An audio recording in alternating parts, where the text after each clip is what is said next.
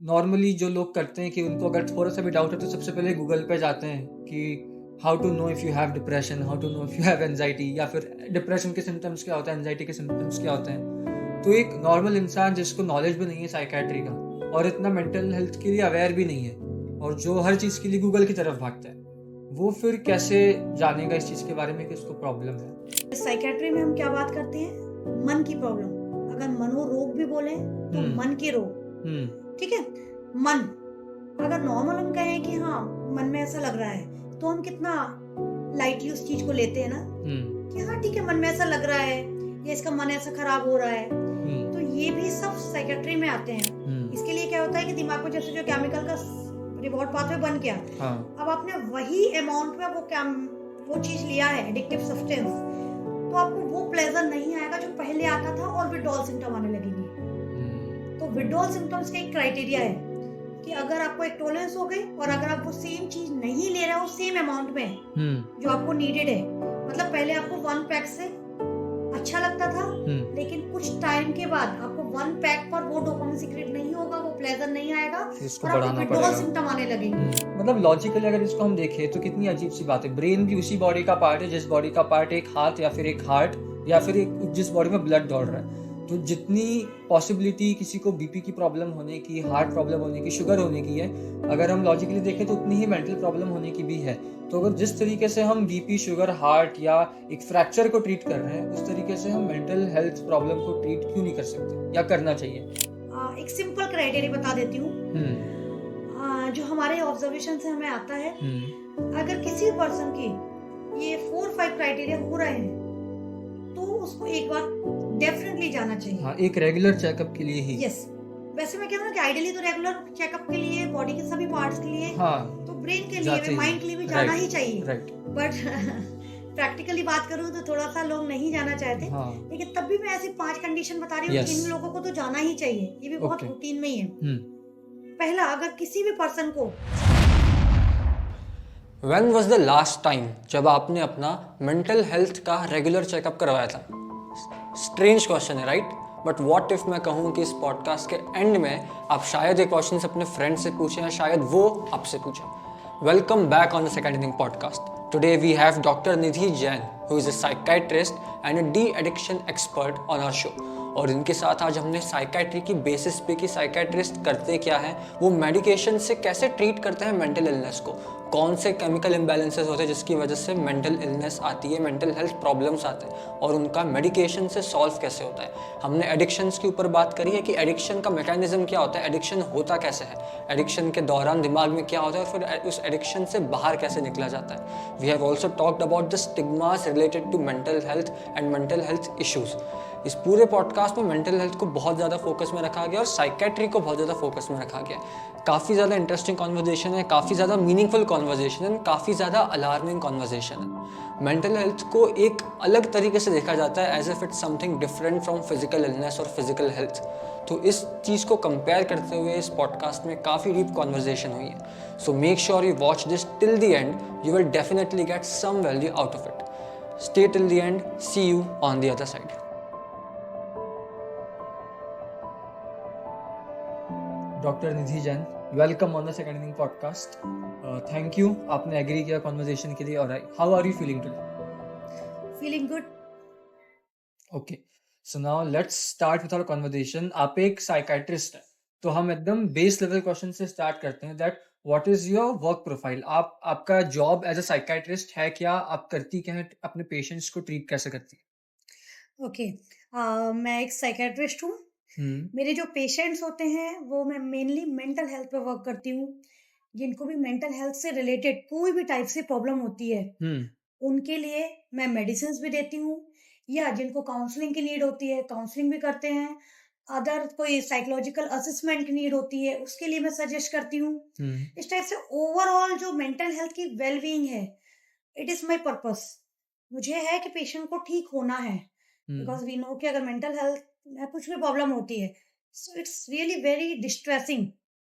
It is not only for patient, for all family members. Hmm. अगर one patient को effect हो रहा है तो मान के चलिए पूरी फैमिली ही परेशान हो रही है। तो राइट। ओवरऑल पेशेंट्स का जो मेंटल हेल्थ और overall wellbeing, it is the goal of my treatment. तो एक साइकोलॉजिस्ट या फिर एक काउंसलर या थेरेपिस्ट, वो लोग भी बेसिकली मेंटल हेल्थ प्रॉब्लम्स या मेंटल इश्यूज से डील करते हैं। तो आपका प्रोफेशन एज अ साइकेट्रिस्ट उनसे अलग कैसे है? जी, वेरी गुड क्वेश्चन। हम्म। जो साइकोलॉजिस्ट होते हैं वो mainly MA psychology, MPhil psychology, उनके पास हम्म। डिग्री होती है। हम्म। वो काउंसलिंग करते हैं, साइकोथेरेपी करते हैं, hmm. And psychiatrist are doctors. तो हमने पहले एमबीबीएस किया होता है, तो हमें पूरा मेडिसिन का नॉलेज होता है, ओके। डिटेल में थॉरो नॉलेज होती है। उसका हम्म। जो हमने पोस्ट ग्रेजुएशन किया है हम्म। वो साइकेट्री में किया है। ओके। तो जो पोस्ट ग्रेजुएशन मैंने साइकेट्री में किया है, तो मैं मेडिसिन भी प्रिस्क्राइब कर सकती हूँ, हम्म। साथ में साइकोथेरेपी, काउंसलर, वो भी हम साथ में करते हैं। ओके, तो बेसिक डिफरेंस में अगर हम मान के चले तो एक मेडिसिन वाला पॉइंट एक्स्ट्रा ऐड हो जाता है कि आप मेंटल हेल्थ यस। प्रॉब्लम्स में मेडिसिन भी दे सकती हैं hmm. Along with counselling. Counselling तो बिल्कुल। रहती है बट उसके बिल्कुल। साथ मेडिसिन भी ऐड हो जाती है। तो अब इसमें मुझे ये पूछना है कि जैसे मेडिसिन है, अब मेंटल हेल्थ प्रॉब्लम है, एग्जाम्पल में डिप्रेशन है, एंजाइटी या फिर बहुत सारी रहती हैं, आपको तो लिस्ट पता होगी। तो मेडिसिन्स कैसे वर्क करती है, मतलब जो चीज़ काउंसलिंग से भी ठीक हो रही है, वहाँ पे मेडिसिन्स क्या रोल प्ले करती है, मेडिसिन्स कैसे ट्रीट करती है एक मेंटल हेल्थ प्रॉब्लम को? बिल्कुल। एक छोटा सा एग्जांपल देके या बताती हूँ। लाइक आपको शुगर आपकी बॉर्डर लाइन है, ठीक है? Sugar, okay. तो उसमें आप क्या करोगे? फर्स्ट थिंग, अगर आपको डॉक्टर बोलते हैं कि आपकी शुगर से बॉर्डर लाइन रेज हो रही है, हुँ, 140, 150 ऐसे हो रही है, हुँ, तो आप पहले क्या करोगे उसमें? डॉक्टर आपको सजेस्ट करेंगे कि आप वॉक करना स्टार्ट करो, हुँ, आपका डाइट पे कंट्रोल करो, शुगर इंटेक बंद करो, राइट। मिनिमम करो। तो हुँ, ये आप करते हो। इससे क्या हो जाएगा?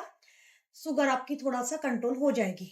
हुँ, बट आपकी शुगर अगर 400 जा रही है, 500 जा रही है, हुँ, 300 जा रही है, तो क्या अकेले डाइट कंट्रोल या अकेले एक्सरसाइज या अकेले शुगर इंटेक नहीं करने से आपकी शुगर कंट्रोल होगी? नहीं। नहीं होगी।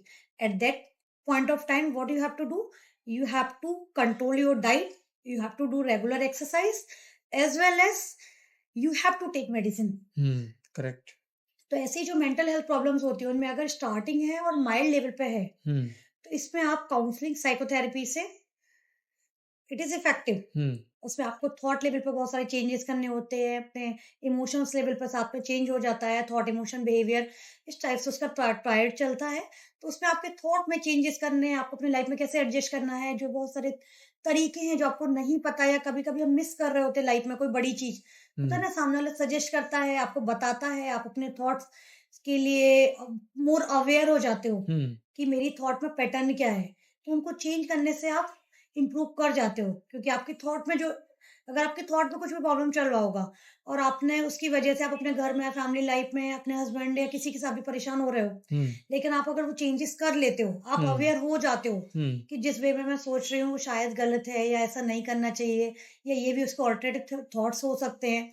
तो स्टार्टिंग फेज में अगर आप ये करते हो तो डेफिनेटली आपका मूड, आपका बिहेवियर उससे चेंज हो जाएगा। हुँ, लेकिन अगर वो चीज़ ज़्यादा है या फिर केमिकल लेवल पे है, हुँ, डायरेक्ट, जिसमें आपके थॉट में कोई कॉग्निटिव एरर नहीं है, कुछ नहीं है, आप प्रॉपर, आपका एडजस्टमेंट सब कुछ अच्छा है, आपके घर में भी सब कुछ अच्छा चल रहा है, आपकी लाइफ में कोई भी इश्यू नहीं है, हुँ, 100% परफेक्ट लाइफ आपकी चल रही है, हुँ, लेकिन स्टिल आपको डिप्रेशन आ रहा है, then okay. Because it is on, because of chemical changes ना, तो फिर उसमें फिर मेडिसिन ही वर्क करती है।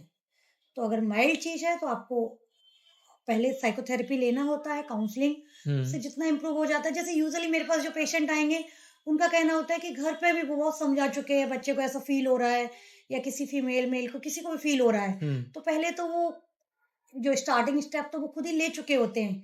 काफ़ी घर के लोग बैठ के डिस्कस कर चुके होते हैं, काउंसलिंग आपस में कर चुके होते हैं।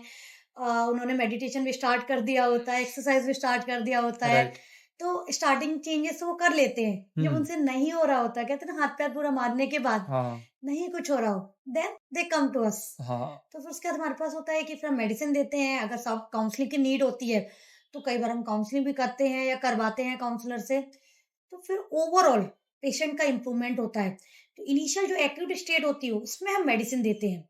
लेकिन एक टाइम के बाद जो मेंटेनेंस फेज़ हो जाती है, उसमें अलग-अलग इलनेसेस होती हैं। जैसे psychiatry, it is not like mental problem. जैसे मेडिसिन में बहुत सारी प्रॉब्लम है ना, हुँ, हार्ट प्रॉब्लम, तो क्या एक ही हार्ट प्रॉब्लम होती है? नहीं, तो मुझे तो हार्ट प्रॉब्लम हो गई है, डॉक्टर मेरा ट्रीटमेंट दे दो। तो क्या डॉक्टर एक दवाई दे देगा, लो ये हार्ट प्रॉब्लम के लिए दवाई है?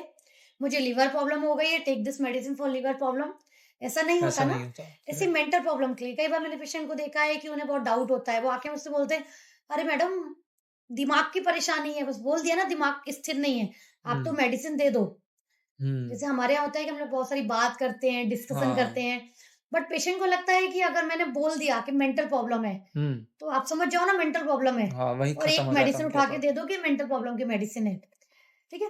तो ऐसे ही इसमें भी बहुत सारी बीमारियाँ हैं, बहुत सारा एक मेडिसिन एक के लिए मेडिसिन है, तो दूसरों के लिए उल्टा इफ़ेक्ट देगी। ओके, तो हमें इसलिए बहुत डिटेल हिस्ट्री लेना होता है, डिटेल में सब पता करना होता है। पेशेंट का डायग्नोसिस भी हम ही बनाते हैं, हुँ, इसके लिए डायरेक्ट कोई इन्वेस्टिगेशन नहीं है। तो इस वजह से हम लोग एक्यूट फेज़ में स्टार्टिंग फेज़ में मेडिसिन देते हैं, फिर धीरे-धीरे मेडिसिन के बाद मेंटेनेंस फेज़ में बहुत हुँ, सारी बीमारियाँ हैं जिनमें हम सिर्फ़ काउंसलिंग पे ही पेशेंट को रखते हैं और ओके, बहुत सारी मेडिसिन है जिनमें सिर्फ़ मेडिसिन ही चलती है, उनमें काउंसलिंग का इफ़ेक्ट नहीं होता या रोल नहीं है। ओके। इसमें मेरे पास 2 क्वेश्चन्स हैं आपके पूरे एक्सप्लेनेशन से। पहला तो ये कि जो डायग्नोस वाला आपने बताया, अब आपने कहा था बीच में कि डिप्रेशन थॉट्स की वजह से भी हो सकता है, बट ऐसा भी हो सकता है कि वो केमिकली हुआ है। अब स not only depression, but depression जैसी कई मेंटल इलनेस, वो ज़रूरी नहीं है कि आपके एनवायरनमेंट या फिर आपके थॉट्स की वजह से हुई हो, बट केमिकली भी हो सकती हैं। तो पहला क्वेश्चन तो ये है कि अब सब कुछ लाइफ में वैसे तो नॉर्मल चल रहा है, लेकिन अब इंटरनली बॉडी में केमिकली कुछ हुआ है जिससे ब्रेन में कुछ प्रॉब्लम आ गई। तो एक तो ये चीज़ कैसे होती है, पहला क्वेश्चन। एंड सेकंड क्वेश्चन, अब अगर वो चीज़ केमिकली हुई है, इंटरनली हुई है, तो फिर उस चीज़ को आप डायग्नोस कैसे करते हैं थ्रू काउंसलिंग? क्योंकि अगर वो थॉट्स के थ्रू हुई है तो मान सकते हैं कि हम समझ में आ जाता है काउंसलिंग के थ्रू। बट अब वो केमिकली हुई है, तो अब आप ये कैसे डायग्नोस करेंगे कि ये केमिकली हुआ है? ये 2 ठीक है, क्वेश्चन्स हैं। Good question.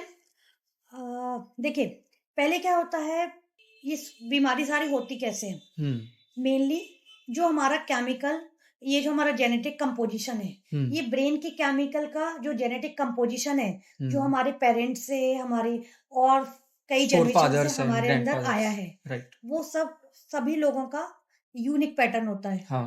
ठीक है? उसके साथ लाइफ में आपके एनवायरनमेंट इसका इम्पोर्टेंट रोल है। हुँ, एनवायरनमेंट में आपके लगातार स्ट्रेस भी आ सकता है। हुँ, आपका चाइल्डहुड स्ट्रेसर्स का भी रोल है, चाइल्डहुड ट्रॉमास का रोल है, हुँ, अब्यूज़ का बहुत सिग्निफिकेंट रोल है और आप कोई नशा कर रहे हैं, इसका इम्पोर्टेंट रोल है। हुँ, कई बार जो फिज़िकल इलनेसेस होता है, अगर क्रोनिक लॉन्ग टर्म इलनेस है, बहुत कई बार इन्फेक्शंस का भी रोल होता है, लाइक कोविड हुआ था, कई बार टाइफाइड के बाद भी लोगों को इलनेस के चांसेस मेंटल इलनेस इंक्रीज़ से, हो जाते हैं। ओके। कोई भी सर्जरी होती है, उसके बाद मेंटल इलनेस के चांसेस इंक्रीज़ हो जाते हैं। इसके अलावा हार्मोनल चेंजेस, आपके गर्ल्स में जो हार्मोनल चेंजेस होते हैं स्टार्टिंग और लास्ट में, या फिर कई बार डिलीवरी होती है, तो उसके बाद जो हार्मोनल चेंजेस होते हैं, ये सभी चीज़ें, जितनी भी चीज़ें मैंने लाइन से 1, 2, 3, 4, 5, 6 बोली हैं, हुँ, या फिर खुद ही की लाइफ में आपने खुद से नींद कम लेना शुरू कर दी क्योंकि आप रील्स देखने में इंटरेस्टेड हो गए। हुँ, बच्चे आजकल जो टीनेजर्स होते हैं, रात भर रील्स देख रहे हैं हुँ, और सुबह से उन्हें ऑफिस भी जाना है, तो इंटेंशनली वो कम सो रहे हैं। हुँ, तो ये सारी ही चीज़ें मिला के केमिकल चेंजेस होते हैं। केमिकल चेंजेस के बाद वो इलनेस आती है। अब इलनेस ओनली केमिकल चेंजेस जो सिर्फ़ जेनेटिकली डिटरमाइंड है, उससे भी हो सकता है कि मेरी लाइफ़ बिल्कुल 100% बहुत अच्छी चल रही थी और अचानक से बिना किसी रीज़न मुझे एकदम डिप्रेशन फ़ील होने लगा। ऐसे कई पेशेंट मेरे पास आते हैं, दे यूज्ड टू क्राई कि मैम मेरी लाइफ़ में कोई टेंशन है ही नहीं, मतलब I have perfect life, but hmm, still I am not feeling good at all. मुझे अच्छा नहीं लग रहा है, I am not able to enjoy the things, enjoy my life. Hmm, तो ये क्यों हो रहा है? तो ये भी डिप्रेशन ही है, क्योंकि इसमें डायरेक्ट केमिकल चेंज हुआ, आपकी लाइफ में कोई स्ट्रेसर नहीं था, लाइफ में कोई प्रॉब्लम नहीं हुई, बीच में पार्ट में कुछ भी नहीं हुआ। और कुछ लोगों में जेनेटिक चांसेस ज़्यादा हैं, हुँ, क्योंकि आपके फैमिली में भी किसी को डिप्रेशन होता है या फिर कहीं आपके ग्रैंड पेरेंट्स में, ग्रेट ग्रैंड पेरेंट्स में डिप्रेशन रहता रहा था और आपको चांसेस ज़्यादा हैं। लेकिन वो ठीक है, अपने एक फॉर्म में नॉर्मल चल रहा है। लेकिन अचानक से आपकी डिलीवरी हुई और डिलीवरी के बाद आपको पोस्टपार्टम डिप्रेशन हो गया। आपको कोविड हुआ या टाइफाइड हुआ, उसके बाद आपको डिप्रेसिव सिम्पटम्स आने लगे। या फिर अभी तक तो आप ठीक चल रहे थे, लेकिन मेरी एक सर्जरी हुई लेग की और उसके बाद पता नहीं मुझे क्यों डिप्रेशन है या मुझे क्यों अचानक से इलनेस हो गई है हुँ, या कोई भी इलनेस हो जाती है। तो ये चांसेस, बस जो एनवायरनमेंट है बीच में, जिसके इतने सारे फैक्टर्स हमने डिस्कस किए, हम्म उनकी वजह से चांसेस बढ़ जाते हैं। जेनेटिक तो आपका है, हम्म क्योंकि हर किसी को टाइफाइड के बाद तो चांसेस नहीं बढ़ते ना, हाँ हर सर्जरी के बाद तो चांसेस नहीं होते ना, राइट हर लेडी को डिलीवरी के बाद तो डिप्रेशन और साइकोसिस नहीं होता ना। तो जेनेटिकली डिटरमाइंड तो कहीं ना कहीं कोई चीज है। हम्म अब बीच का बस एनवायरनमेंट, इनका ही एक बैलेंस होता है। जेनेटिक चांसेस है लेकिन एनवायरनमेंट बहुत अच्छा है, इलनेस नहीं आ रही है। हम्म जेनेटिक चांसेस बहुत ज्यादा हैं और आपको हल्का सा ट्रिगर हुआ लाइफ में और आपको इलनेस हो गई। ओके। और अब इनका डायग्नोस, जो केमिकली ट्रिगर्ड हम्म, चीजें हैं, हम्म। इनका डायग्नोस आप थ्रू काउंसलिंग कैसे कर सकते हैं? या इसके लिए हम लोग जो करते हैं मेनली होता है हमारा 2 पार्ट्स होते हैं ओके। जिससे हम डायग्नोसिस बनाते हैं। Because unfortunately we don't have any investigation जिससे हम डायरेक्ट डायग्नोसिस बना सकें। लाइक हमें शुगर टेस्ट करना है तो आपको खुद भी डाउट होगा, तो आप क्या करोगे? Sugar direct you test. Visit to laboratory और आप जाके बोलोगे मेरा शुगर ले लो। राइट। ठीक है, फिर आपको कितना भी डाउट हो आप कहोगे नहीं यार मैं तो बिल्कुल बढ़िया हूँ, परफेक्ट हूँ, डेली मैं एक्सरसाइज करता हूँ और मैं डाइट भी मेरी एकदम कंट्रोल्ड है, हेल्दी लाइफस्टाइल मेरी चल रही है। बट जैसे आपकी शुगर का लेवल आप देखोगे ओहो ये तो 250 है, then you have to accept it right. कि यार मुझे तो डायबिटीज हो गई है। बस यही चीज हमारे साइकेट्री में नहीं आती। नहीं आती। ठीक है, क्योंकि यहाँ डायरेक्ट इन्वेस्टिगेशन नहीं है जिससे पेशेंट को बता सके, इसलिए मतलब कई ब्रेन बार के केमिकल लेवल्स और हार्मोनल चेंजेस पकड़ने यस के लिए कुछ है नहीं यस जो ब्रेन के इंस्ट्रूमेंट। केमिकल हैं जिनको हम न्यूरोट्रांसमीटर्स कहते हैं, उनका हम्म डायरेक्ट इन्वेस्टिगेशन नहीं है जिससे हम डायरेक्ट ब्रेन से ही केमिकल लेके इसका लेवल कि योर सेरोटोनिन कम हो गया है, डोपामिन आपका रेज हो गया है, ऐसा हो गया है, ये हम नहीं बता पाते हैं। ठीक है, फिर इनको क्या करते हैं कि हम लोग जो 2 वेज में हम लोग हिस्ट्री लेते हैं। पहला हम हिस्ट्री टेकिंग होता है, second mental status examination. Okay. तो पहले हम क्या करते हैं, पेशेंट का हिस्ट्री लेते हैं। हमारे यहाँ साइकेट्री बहुत एक टाइम टेकिंग हमारी स्ट्रीम होती है। पेशेंट का हिस्ट्री में हम पूरा डिटेल उसके चाइल्डहुड से, बर्थ से, चाइल्डहुड से उसकी लाइफ जो चलती आ रही है टिल डेट, टिल टुडे, उसका पूरा हिस्ट्री हम लेते हैं, जितना भी डिपेंड ऑन द केस उस हिस्ट्री के बेसिस पे, और जो करंट सिम्टम्स आ रहे हैं कि for how long you are suffering from the symptom जिसके लिए पेशेंट मेरे पास आया है, तो वो सिम्टम्स हम अच्छे से लेते हैं। फिर उनका पूरा एनालिसिस करते हैं, बात करते हैं, पेशेंट से भी करते हैं, गार्जियन से भी करते हैं, जितने भी। इसलिए मेरे ऐसा अरेंजमेंट होता है कि हम 2 to 3 गार्जियन को साथ में बिठाते हैं, सबसे अलग अलग जितना भी हो सके, क्योंकि जितनी अच्छी हम हिस्ट्री लेते हैं उतना अच्छा हम डायग्नोसिस बना पाते हैं। और राइट। फिर और सेकंड होता है मेंटल स्टेटस एग्जामिनेशन। उसमें हम पेशेंट से बात करते हैं, पेशेंट का पेशेंट का आई कांटेक्ट कैसा है, पेशेंट की मोटर एक्टिविटी कैसी है, ओके। पेशेंट बात कैसे कर रहा है, पेशेंट की स्पीच कैसा है, पेशेंट का मूड कैसा दिख रहा है, पेशेंट का अफेक्ट मतलब जो विजुअल मूड दिख रहा है वो कैसा दिख रहा है। तो ये पेशेंट सब ने चीजें मैटर मुझसे करती बात है। की, उसमें उसके थॉट पैटर्न क्या थे, वो थॉट में कहाँ तक गया, कितना डिस्ट्रैक्ट हुआ, किस क्वेश्चन का आंसर उसने कितनी देर में दिया, कितनी जल्दी दिया, कैसे दिया, मतलब बहुत सारी चीजें मैटर करती हैं। इसलिए हमें बहुत सारे क्वेश्चंस पेशेंट से पूछने होते हैं, लंबी बात करनी होती है, और इन सारी चीजों से overall history with mental status examination दोनों के बेसिस पर में हम ओवरऑल डायग्नोस कर पाते हैं कि पेशेंट का ऐसा सिम्टम आ रहा, पेशेंट ने ऐसी बात की है तो प्रोबेबली उसका ये केमिकल चेंज हुआ है, ये हुआ है, इसके साथ ये भी हुआ है। तो अगर ये 2 केमिकल मिल गए और ऐसे ऐसे सिम्टम्स आ रहे हैं, पेशेंट ने घर में ऐसा बिहेवियर शो किया, तो उसके बेसिस पे डायग्नोसिस ये होगा, इतने लेवल पे होगा, ये है तो माइल्ड होगा, ये है तो मॉडरेट होगा तो मेडिसिन ये जाएगा, माइल्ड होगा तो ऐसा होगा, सीवियर होगा तो ये भी जाएगा, ये दूसरी इलनेस का एड ऑन हो गया तो ये भी मेडिसिन देना होगा। फिर पेशेंट का वर्क प्रोफाइल, इस पेशेंट को ये मेडिसिन देंगे तो उसको नींद तो नहीं आएगी, उसको कोई दिक्कत तो नहीं हो जाएगी, उसको कैसा लगेगा, कितना जल्दी इंप्रूवमेंट चाहिए उसको। तो बहुत सारे फैक्टर्स सबके बेसिस पे हम मेडिसिन का डोज सब कुछ डिसाइड करते हैं। फैमिली हिस्ट्री है तो चांसेस ज्यादा हो गए, पहले इलनेस रही तो चांसेस ज्यादा है, आउटकम कैसा होगा। तो बहुत सारे फैक्टर्स को लेके हम ओवरऑल, जैसे खाना बनता है ना, बहुत सारा ये भी मसाला डालना, ये आज कम डालो, ये ज्यादा, ऐसे करके हम बनाते हैं और एक ओवरऑल टेस्टी खाना बना देते हैं। ऐसे ही हम ओवरऑल पेशेंट का डिसाइड करते हैं कि पेशेंट का क्या होगा, कितने टाइम मेडिसिन देनी होगी, कैसे देनी होगी। बस लेकिन आपको कितना अटेंटिव रहना पड़ता होगा पूरी प्रोसेस में, जैसा आपने बताया कि आपको आई कांटेक्ट भी मेजर करना है, आपको जिस तरीके से बात कर रहे हैं, जिस तरीके से मोटर एक्टिविटीज हैं, बात कर रहे हैं उसमें क्या बात कर रहे हैं, आपको मतलब सब कुछ मेजर करना है, सब कुछ ऑब्जर्व करना है। और इसमें जैसे कि अब वो तो एक्सपीरियंस और एक्सपर्टीज पे हालांकि डिपेंड करता है, बट जो डायग्नोस हुआ है उसमें जो रिजल्ट निकला है, लेट्स सपोज जो बीमारी निकली है या फिर जो डिजीज निकली है, वो उसकी एक्यूरेसी फिर किस चीज पे मैटर करती है, किस चीज पे डिपेंड करती है? Expertise of the doctor. या इसलिए साइकेट्री में ये चीज ज्यादा इम्पोर्टेंट है जो आपने बताया, ओके। क्योंकि आपने ही इन सारे बेसिस पर डायग्नोसिस किया, हम्म। फिर मैंने ट्रीटमेंट दिया, फिर ट्रीटमेंट के बाद मेरे पास पेशेंट फॉलोअप पे भी आएगा, पेशेंट का इम्प्रूवमेंट। कई बार हमारे पास जैसे ये सारी चीजें ही है ना, जैसे आपको लग रहा होगा सुन के कि ये सारी चीज कितनी वेग है, इनके बीच में आप कैसे कर सकते हो डायग्नोस या कुछ। हम्म। लेकिन फिर ये होता है कि सालों का हमारा जो ट्रेनिंग होता है उसमें हर चीज फिक्स है, वो उसके सारी चीजों के क्राइटेरिया हैं ओके। कि स्पीच में हमें क्या क्या देखना है। हम्म। अगर ये इलनेस होगी तो ये ऐसी स्पीच होगी, ये इलनेस है तो ऐसी स्पीच होगी, हम्म। इसमें ये होगा। लाइक सपोज इसमें स्पीच का इंक्रीज रिएक्शन टाइम बढ़ जाएगा, पेशेंट लेट आंसर करेगा।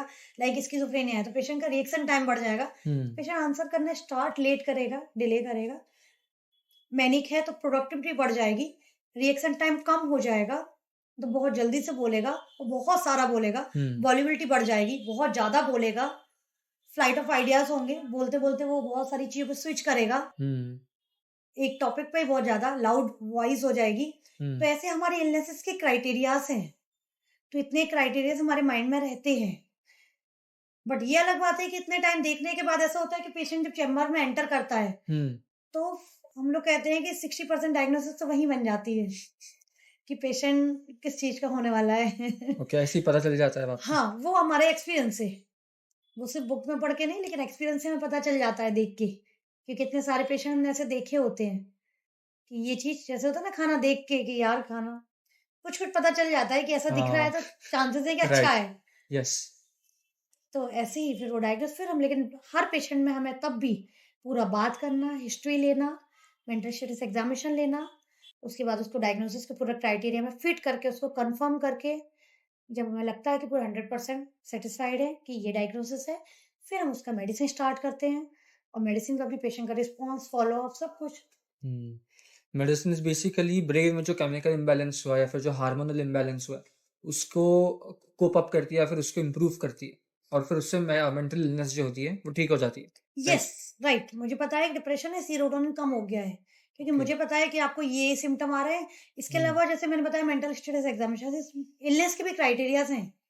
माइल्ड डिप्रेशन कब कहेंगे, ये इतने फैक्टर से इतने फैक्टर से होंगे तो माइल्ड होगा, इतने ये होंगे इतने होंगे तो मॉडरेट होगा, इतने होंगे तो सीवियर होगा। ठीक है, तो हमारे पास पूरे सिम्टम्स की लिस्ट है जो हमारे मन में है, चाहे बुक से देख सकते हैं। तो अगर ये है तो इसका डायग्नोसिस ये होगा, तो वो प्रीफिक्स पूरा डिसाइडेड है, तो उसके बेसिस से मैं बोलती हूँ कि हाँ ये मॉडरेट डिप्रेशन है आपका, ये आपका सीवियर डिप्रेशन लेवल पे है, ये माइल्ड डिप्रेशन है। तो ये जो क्राइटेरिया होते हैं, जैसे स्टार्टिंग में जब हम लोग लर्निंग फेज में होते हैं, पीजी कर रहे होते हैं, तब हम लोग बुक से देख देख के दो ये हो गया, दो सिम्टम ये हो गया, टू ए तो यार माइल्ड तो हो गया, क्योंकि हमें मैच कर करके हाँ, वेरीफाई करके फिर धीरे धीरे करते करते करते करते, जैसे वही एग्जांपल, खाने में नमक हम मेजर करके डालती है क्या लेडीज? नहीं, इतनी सारी सब्जी बनाए या इतनी बनाए, अंदाजे से डल जाता है। अंदाजे डल जाता, सही भी होता। सही भी इतनी सब्जी में भी नमक, बहुत रेयर लोग बोल पाएंगे कि नमक कम या ज्यादा है। मैक्सिमम पर डे 99 डेज सही रहता है, 1 डे गड़बड़ होता है ना। ऐसे ही हम लोग पेशेंट देखते देखते हमें पता रहता है कि हाँ ये पेशेंट ऐसा है, इसको ऐसा जाएगा तो ऐसा डोज जाएगा, और हमें ऐसा देना है, कब तक देना है, कैसे देना है। तो फिर बस वही सीरोटोनिन कम है, हमें दिख गया डिप्रेशन है तो सीरोटोनिन कम होगा, नॉरेपेनेफ्रिन भी थोड़ा सा कम होगा, ये सिम्टम है तो शायद ये भी थोड़ा कम है, तो अकेला इसके लिए देते हैं। इसमें तो प्योर सीरोटोनिन लग रहा है, ये वाला मेडिसिन देना है। और हम मेडिसिन, हमारी जो मेडिसिन के इसलिए वन मेडिसिन नहीं है कि डिप्रेशन की वन मेडिसिन है, साइकोसिस की वन है, पूरा रेंज है मेडिसिन की। अराउंड हमारे पास 50-60 मेडिसिन है, 50 to 100 की भी मेडिसिन है। तो हम लोग उनमें से डिसाइड करते हैं कि ये मेडिसिन देना है, फिर जो जब से जितना अच्छा सूट करेगा पेशेंट को, डॉक्टर उतना अच्छा है। साइड इफेक्ट कम से कम हो, मेडिसिन कम से कम दें, इम्प्रूवमेंट ज्यादा से ज्यादा हो, पेशेंट की वेल बीइंग अच्छी हो, बेटर फील करे। तो अब ये तो आपने डॉक्टर्स की पॉइंट ऑफ व्यू से बता दिया, मेडिकल डायग्नोस। लेकिन अब अगर हम लार्ज स्केल जनता के पॉइंट ऑफ व्यू से देखें, तो जैसे कि हम आपने शुगर का एग्जांपल दिया था कि किसी को डाउट भी होता है तो वो जाके शुगर चेक करा लेगा, अगर रिपोर्ट में आ गया तो वेरीफाई हो गया कि शुगर है। अब ब्रेन के केमिकल लेवल्स तो वैसे ही चेक नहीं हो सकते हैं, और ये डायग्नोस करने का जो मेथड है ये तो सिर्फ आपको पता है। तो अब उस हिसाब से जो इतनी मास पॉपुलेशन है, वो या तो सब लोग इस डाउट में चलें कि हमको शायद मेंटल इलनेस है, या तो सब केयर फ्री रहें, या तो फिर नॉर्मली जो लोग करते हैं कि उनको अगर थोड़ा सा भी डाउट है तो सबसे पहले गूगल पे जाते हैं कि how to know if you have depression, how to know if you have anxiety, या फिर डिप्रेशन के सिम्टम्स क्या होते हैं, एंजाइटी के सिम्टम्स क्या होते हैं। तो एक नॉर्मल इंसान जिसको नॉलेज भी नहीं है साइकेट्री का, और इतना मेंटल हेल्थ के लिए अवेयर भी नहीं है, और जो हर चीज़ के लिए गूगल की तरफ भागता है, वो फिर कैसे जानेगा इस चीज़ के बारे में कि उसको प्रॉब्लम है? ठीक, बहुत अच्छा क्वेश्चन किया आपने अथर। देखिए, आपको क्या करना है, मेंटल इलनेसेस के लिए एक जनरल क्राइटेरिया है जो मैं आपको बता रही हूँ, उससे हुँ, आपका ये डाउट पूरा क्लियर होगा, ओके। और जो लोग हमें सुन रहे हैं उनका भी। हुँ, कोई भी ऐसे सिम्पटम जो आपके बिहेवियर को चेंज कर रहे हों, कोई हुँ, भी आपके बिहेवियर में चेंज, अगर उसकी वजह से आपकी लाइफ में कोई प्रॉब्लम नहीं हो रहा है, आपकी वर्क लाइफ, आपकी पर्सनल लाइफ, आपकी फैमिली लाइफ, आपके ऑक्यूपेशन, आपको कोई प्रॉब्लम नहीं हो रहा है, हुँ, देन इट्स नॉर्मल। हाँ, we consider it normal. Okay. लेकिन किसी भी वजह से हुँ, आपकी किसी भी लाइफ के एरिया में बच्चे के स्कूल में डिस्टरबेंस हो रहा है, बच्चे के घर में डिस्टरबेंस हो रहा है, उसकी वजह से पेरेंट्स परेशान हो रहे हैं, हुँ, पेरेंट्स की वजह से बच्चे परेशान हो रहे हैं, उसका हुँ, स्पाउस परेशान हो रहा है, ये हो रहा है, hmm, then the person should consult to a psychiatrist. For example, गुस्सा है, आपका हुँ, जनरली गुस्सा आ रहा है, आप पर्सन को लगेगा कि गुस्सा है यार, गुस्सा भी हो सकता है मेंटल इलनेस हो हुँ, सकता नहीं हो, हुँ, या हो सकता है ये किसी मेंटल इलनेस का सिम्पटम हो। राइट। 3 क्राइटेरिया तो हो गए ना, 3 हुँ, ऑप्शंस हो गए हमारे पास हुँ, कि इनमें से कुछ भी हो सकता है। तो पहली चीज़ है, अगर एक पर्सन है, वो सिंगल ही रहता है, कुछ काम नहीं करता, अपना वर्क फ्रॉम होम करता है और थोड़ा बहुत गुस्सा आ रहा है उसे, हुँ, उसे कोई दिक्कत ही नहीं है, वो अनमैरिड है, उसे शादी करना भी नहीं है, हुँ, अपने घर में अकेला रूम में रहता है, ठीक है? हुँ, अपना खाना बनाना, खाना, रहना, हुँ, जॉब भी उसका वर्क फ्रॉम होम है, कभी जाना नहीं होता, हुँ, लोगों से ज़्यादा इंटरेस्टेड है नहीं वो। उसके दोस्त 1-2 हैं, उनका काम चल जाता है, कभी कोई दिक्कत नहीं होती। तो ठीक है ना, उतने गुस्से में जो एक थोड़ा-सा मॉडरेट लेवल पे भी है, मान के चले, चलेगा ना, क्योंकि हुँ, उतना गुस्सा है, उसके बाद उसका काम तो चल ही रहा है। He is not having any problem. Hmm, उसके साथ के लोगों को भी 1-2 दोस्त हैं, उनको भी आदत है उतना, तो किसी को कोई प्रॉब्लम नहीं है। हुँ। और और उसको बस खुद को भी उस चीज़ का किसी भी लाइफ़ के एरिया में अफ़ेक्ट नहीं कर रही है वो चीज़। बिल्कुल, उसकी जॉब में कोई प्रॉब्लम नहीं आ रहा है इससे, वो चल रहा है क्योंकि उसका नॉर्मली। जॉब ऐसे ही है। हुँ, उसका जॉब ऐसा ही है कि वर्क फ्रॉम होम, ज़्यादा इंटरेक्शन है नहीं, अपने आराम से कर लेता है हुँ, और अपना काम चलता है, and he hmm, is happy. Hmm, तो मेडिसिन लेने का नीड नहीं है उसको, क्योंकि ज़रूरत नहीं है ना। लेकिन अगर सेम लेवल का एंगर एक ऐसे पर्सन को हो कि जिसकी वाइफ इतनी परेशान हो गई उसके गुस्से से, और बच्चे परेशान हो गए हैं, वाइफ का कहना है कि अगर तुमने अपना गुस्सा कंट्रोल नहीं किया, तो मैं तुम्हें डिवोर्स दे दूँगी। हुँ, देन ऐसे में वही सेम लेवल ऑफ एंगर के साथ पेशेंट को क्या करना चाहिए? Should consult to a psychiatrist, hmm, क्योंकि उसको फिर डॉक्टर के पास जाना चाहिए। क्योंकि वो अगर उसका किसी भी इलनेस के लिए थोड़ा भी केमिकल चेंज है उसका, चाहे कोई इलनेस के लेवल पे हो या नहीं भी हो, हुँ, वैसे भी केमिकल चेंज है। क्योंकि आपका जो मूड होता है, आपका बिहेवियर जो आप करते हो, आपका थॉट, आपका लर्निंग, आपका मूड, हुँ, सब कुछ determined by your chemical, your neurotransmitters. Hmm, तो ऐसे में अगर कुछ भी वो ऐसे चेंजेस होते हैं जिसकी वजह से उसकी लाइफ में, फैमिली लाइफ में प्रॉब्लम आ रही है ना, हुँ, या पर्सन बाकी सब ठीक है लेकिन उसकी जॉब में उसको गुस्सा आता है तो बार-बार उसकी जॉब से निकाल दिया जाता है। हुँ, तो ऐसे में तो उसको कंसल्ट करना चाहिए। क्योंकि अगर वो चीज़ इम्प्रूव हो जाती है, जैसे कई पेशेंट आते भी हमारे पास हुँ, कि सिर्फ़ गुस्सा है, लेकिन जैसे अभी एक पेशेंट आती है मेरे पास, उसकी शादी के बाद वो अच्छी थी, ठीक थी, सब कुछ ठीक चल रहा था, बस उसका एक ही इश्यू था, उसको गुस्सा आता था। उसके हस्बैंड को ऐसा लगा कि यार ऐसे गुस्से के साथ मेरी मदर इन लॉ तो नहीं एडजस्ट कर पा रही हैं, मैं क्या करूँ? मैं डिवोर्स दे दूँ या क्या करूँ? जैसे में उनको पता चला मेरे पास आए, मेडिसिन दिया तो मेडिसिन से उसका एंगर कम हो गया, हुँ, ठीक है? कंट्रोल हो गया। तो कुछ दिन बाद ही जब फर्स्ट फ़ॉलो-अप में ही आए, फर्स्ट टू सेकंड फ़ॉलो-अप में, तो उसके हस्बैंड बोलते हैं कि मेरी मम्मी का एक ही कहना है, "अरे! मेरी बहू इतनी बुरी थी ही नहीं, मैं फालतू में 10 साल से परेशान हो रही थी।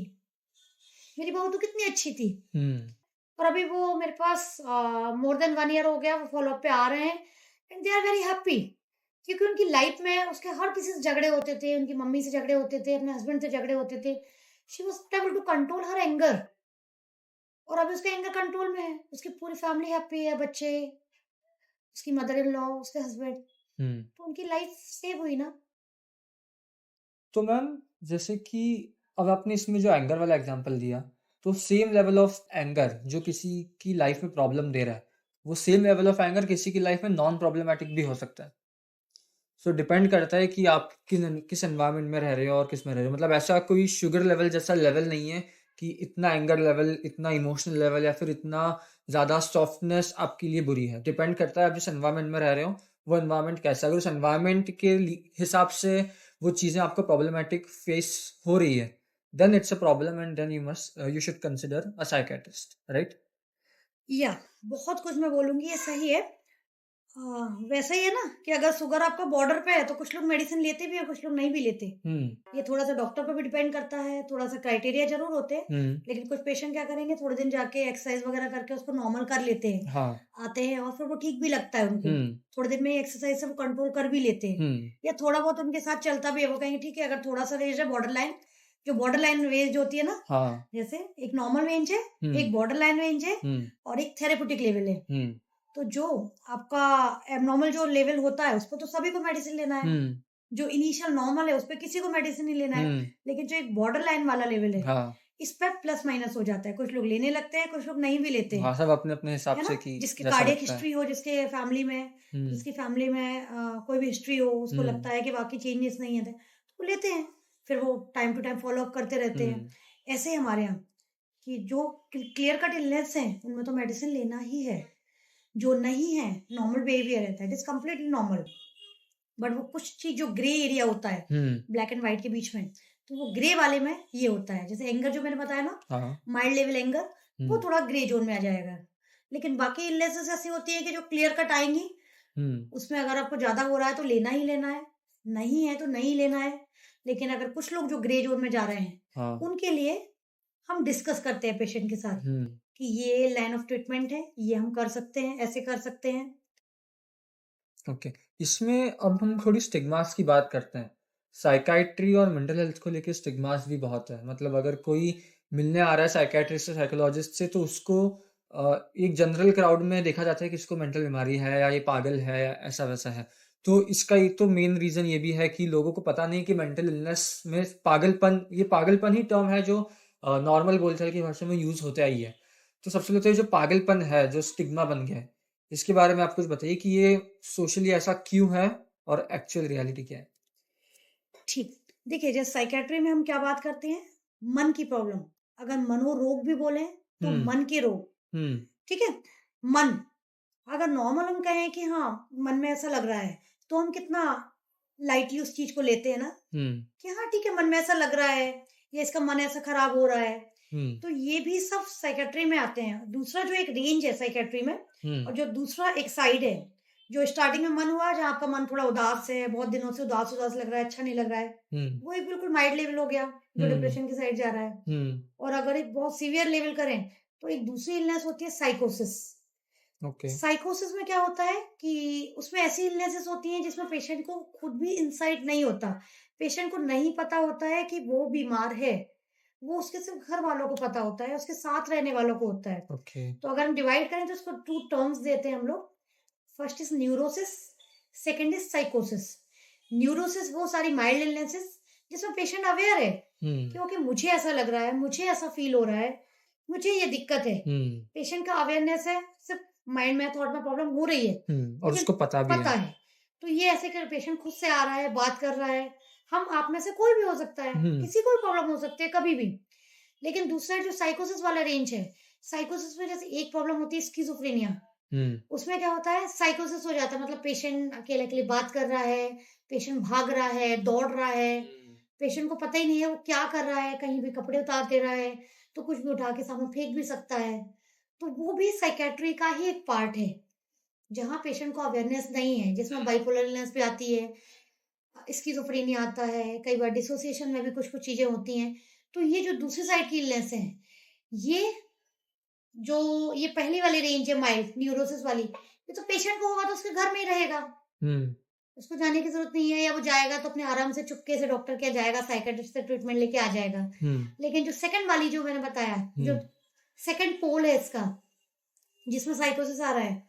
इसमें जब पेशेंट को होता है तो पेशेंट घर से भाग रहा है, सबको दिख रहा है। सोसाइटी में भी अगर घर में भी कोई आ रहा है तो उसको दिख जाएगा कि ऐसी-ऐसी हरकतें कर रहा है। तो लोग क्या कहेंगे? ये तो पागल हो पागल गया हो है, गया। इंसेन, हम जनरल टर्म में लोग यूज़ करते हैं। राइट। तो फिर इनको क्या करेंगे लोग? अरे इसको 2 चीज़ों में, या फिर कुछ लोग जो समझदार होंगे वो डॉक्टर के यहाँ ले जाएँगे। बाकी बहुत सारे लोगों को आज भी इंडिया में लगेगा कि इसके ऊपर भूत आ गया है, इसके ऊपर कोई आ गया है, और जाके वो बाबाओं के पास, फेथ हीलर के पास जाएँगे और उनको झाड़-फूँक पूरी प्रॉपर वे में करवाएँगे। 1 2 नेक्स्ट, ठीक है? तो जो ये चीज़ है, तो इनको लोग क्या कहेंगे, जो लोग समझदार भी होंगे, कि डॉक्टर के यहाँ लेके जाओ, दिमाग के डॉक्टर के यहाँ लेके जाओ। तो जो लोग बोलेंगे कि यार ये पागल हो गया यार, तू तो दिमाग के डॉक्टर के पास जा। तो फिर जब उन्हें नॉर्मल दिक्कत हुई, थोड़ी-सी डिप्रेशन है, तो वो कैसे बोलें कि मुझे भी दिमाग के डॉक्टर के यहाँ जाना है? क्योंकि उनके हिसाब से यही लोग दिमाग के डॉक्टर के यहाँ जाते हैं। हाँ, राइट। एक कॉमन टर्म बता रही हूँ अपनी पर्सनल लाइफ का एक्सपीरियंस जो मैंने किया है। प्लीज। मैं कहीं भी मिलूँ, किसी से भी, ठीक है? 2 लोग मुझसे मिल रहे हैं, कोई भी, कि चाहे मैरिज में जाने, किसी मैरिज में मिल रहे हो, या सोशल गैदरिंग में, या पर्सनल मेरे फ्रेंड्स हों, तो सबसे पहले 2 लोग आपस में बात करके क्या कहेंगे? "ए, तुझे इलाज की ज़रूरत है? मैडम आपका पेशेंट ये है।" अपने बगल वाले को लोग बताएँगे, एज अ फिंगर उसकी पेशेंट। साइड करके हुए, कि हाँ, इनको ज़रूरत एज अ है। जोक ऐसा यस, चलता है। यस। और जो दूसरी चीज़, अभी कुछ टाइम पहले मेरी एक पेशेंट ही थी, तो बोल रही थी कि मैंने, जब हम लोग आपके यहाँ स्किन के ट्रीटमेंट के लिए, मेरे हस्बैंड के साथ स्किन का ट्रीटमेंट, साथ में हमारा क्लिनिक है, सेंटर है, तो आए, तो मैं अपनी वाइफ को बोल रहा था कि अरे तुझे यहाँ ज़रूरत है, तो हम लोग फाइट कर रहे थे, नहीं, नहीं तुझे ज़रूरत है मैडम की। लेकिन कुछ टाइम बाद अनफॉर्चुनेटली वाइफ की डिलीवरी हुई, उसको प्रॉब्लम हुई, तो उसको आना हुआ, तो वो लोग बहुत हँस रहे थे, कि तब हम लोग जोक कर रहे थे इस चीज़ को, कि आपको प्रॉब्लम है, या आपको प्रॉब्लम है। तो हमारे यहाँ पेशेंट यही होता है, एक दूसरे को बोलेगा, या अगर मैं कोई सेमिनार में यूजुअली जाती हूँ, तो किसी सेमिनार में जब मैं पूछूँगी कोई क्वेश्चन, कोई क्वेरी, तो कोई आंसर नहीं करता, ठीक है? कोई नहीं बोलेगा कि मुझे प्रॉब्लम है। लेकिन जैसे ही मैं सेमिनार से बाहर जाऊँगी, कुछ लोग बहुत धीरे-धीरे चुपके से आएँगे, या मेरा नंबर ले लेंगे, कॉल करेंगे। हाँ। तो ये स्टिग्मा है, क्योंकि लोगों को लगता है कि अगर वो बीच में खड़े होके बोल दें कि मुझे ऐसा प्रॉब्लम है, तो हो सकता लोग उन्हें पागल नाम से चिढ़ाने लगे, या वैसे ही मजाक में बोले कि यार तू तो पागल है, तूने बताया था ना उस दिन तुझे ऐसी प्रॉब्लम है। इसलिए लोग डरते हैं। लेकिन लकीली ये स्टिग्मा काफी कम होता जा रहा है, क्योंकि मेंटल इलनेसेस बढ़ रही हैं। तो हर घर में किसी ना किसी को कोई ना कोई ट्रीटमेंट चल रहा है, और जहाँ कोई ट्रीटमेंट लेता है, फिर धीरे धीरे क्या होता है, स्टिग्मा कम हो जाता है। उनको पता चलता है कि मन की प्रॉब्लम के लिए भी ट्रीटमेंट है, सिर्फ पागलपन के लिए नहीं है। हाँ। पहले नंबर ऑफ साइकियाट्रिस्ट भी कम थे, तो सिर्फ जो सीवियर केसेस थे वही साइकियाट्रिस्ट को विजिट करते थे। बाकी लोगों की लाइफ वैसे चलती रहती थी, या खराब हो जाती थी, या कैसे भी उसको। और इसमें मतलब एक जनरल क्राउड इस चीज़ को लेकर, जैसे कि बॉडी में अगर किसी और पार्ट को लेके कुछ बीमारी है, लाइक बीपी की प्रॉब्लम है, शुगर की प्रॉब्लम है, या फिर हार्ट की प्रॉब्लम है, तो उसको लेके सोशली इतनी ऑकवर्ड नहीं होते लोग कि मुझे हार्ट की प्रॉब्लम है। वो नॉर्मली एक क्राउड में, फिर फैमिली गैदरिंग कहीं भी बैठे हैं, तो ईज़िली बता सकते हैं कि हाँ प्रॉब्लम है। लेकिन मेंटल हेल्थ को लेके अगर कुछ इश्यू है, तो उसको बताने में आज भी बहुत झिझक है लोगों में कि ये किसको बताएँ, कैसे बताएँ, लोग क्या सोचेंगे? लेकिन ये मतलब लॉजिकली अगर इसको हम देखें तो कितनी अजीब-सी बात है। ब्रेन भी उसी बॉडी का पार्ट है, जिस बॉडी का पार्ट एक हाथ, या फिर एक हार्ट, या फिर एक जिस बॉडी में ब्लड दौड़ रहा है। तो जितनी पॉसिबिलिटी किसी को बीपी की प्रॉब्लम होने की, हार्ट प्रॉब्लम होने की, शुगर होने की है, अगर हम लॉजिकली देखें तो उतनी ही मेंटल प्रॉब्लम होने की भी है। तो अगर जिस तरीके से हम बीपी, शुगर, हार्ट या एक फ्रैक्चर को ट्रीट कर रहे हैं, उस तरीके से हम मेंटल हेल्थ प्रॉब्लम को ट्रीट क्यों नहीं कर सकते? या करना चाहिए? ऐसा मुझे मिला इस हम्म, कन्वर्सेशन से अभी तक। बिल्कुल बिल्कुल 100% राइट। ये ऐसा ही है। उसके वही वही 2-3 रीज़न ही है। एक तो डायरेक्ट इन्वेस्टिगेशन नहीं है, हुँ। जिससे आप एक्सेप्टेबिलिटी हो जाए, कि देखो मुझे है, देखो आपको भी है, या आपको ये प्रॉब्लम हाँ, ये चल रही आपकी है। रिपोर्ट्स हैं। यस, आपकी रिपोर्ट में है, देखिए आपका सीरोटोनिन कम आया है, ऐसा हुआ है। तो वो है। सेकंड, जो साइकोसिस, जो उस पोल के लोग हैं, हुँ, जिनको देखा है लोगों ने, हाँ। वो। थर्ड थिंग, अगर आपको बीपी है, हुँ, नॉर्मल आपका फ्रेंड आपसे बात करता है, हुँ, तो वो बीपी के लिए कुछ नहीं बोलता ना, हाँ, कि तेरा बीपी ज़्यादा है इसलिए तू ऐसा कर रहा है। हाँ। लेकिन नॉर्मल जो डेली कन्वर्सेशन होता है, उसमें अगर उसको पता है आपको डिप्रेशन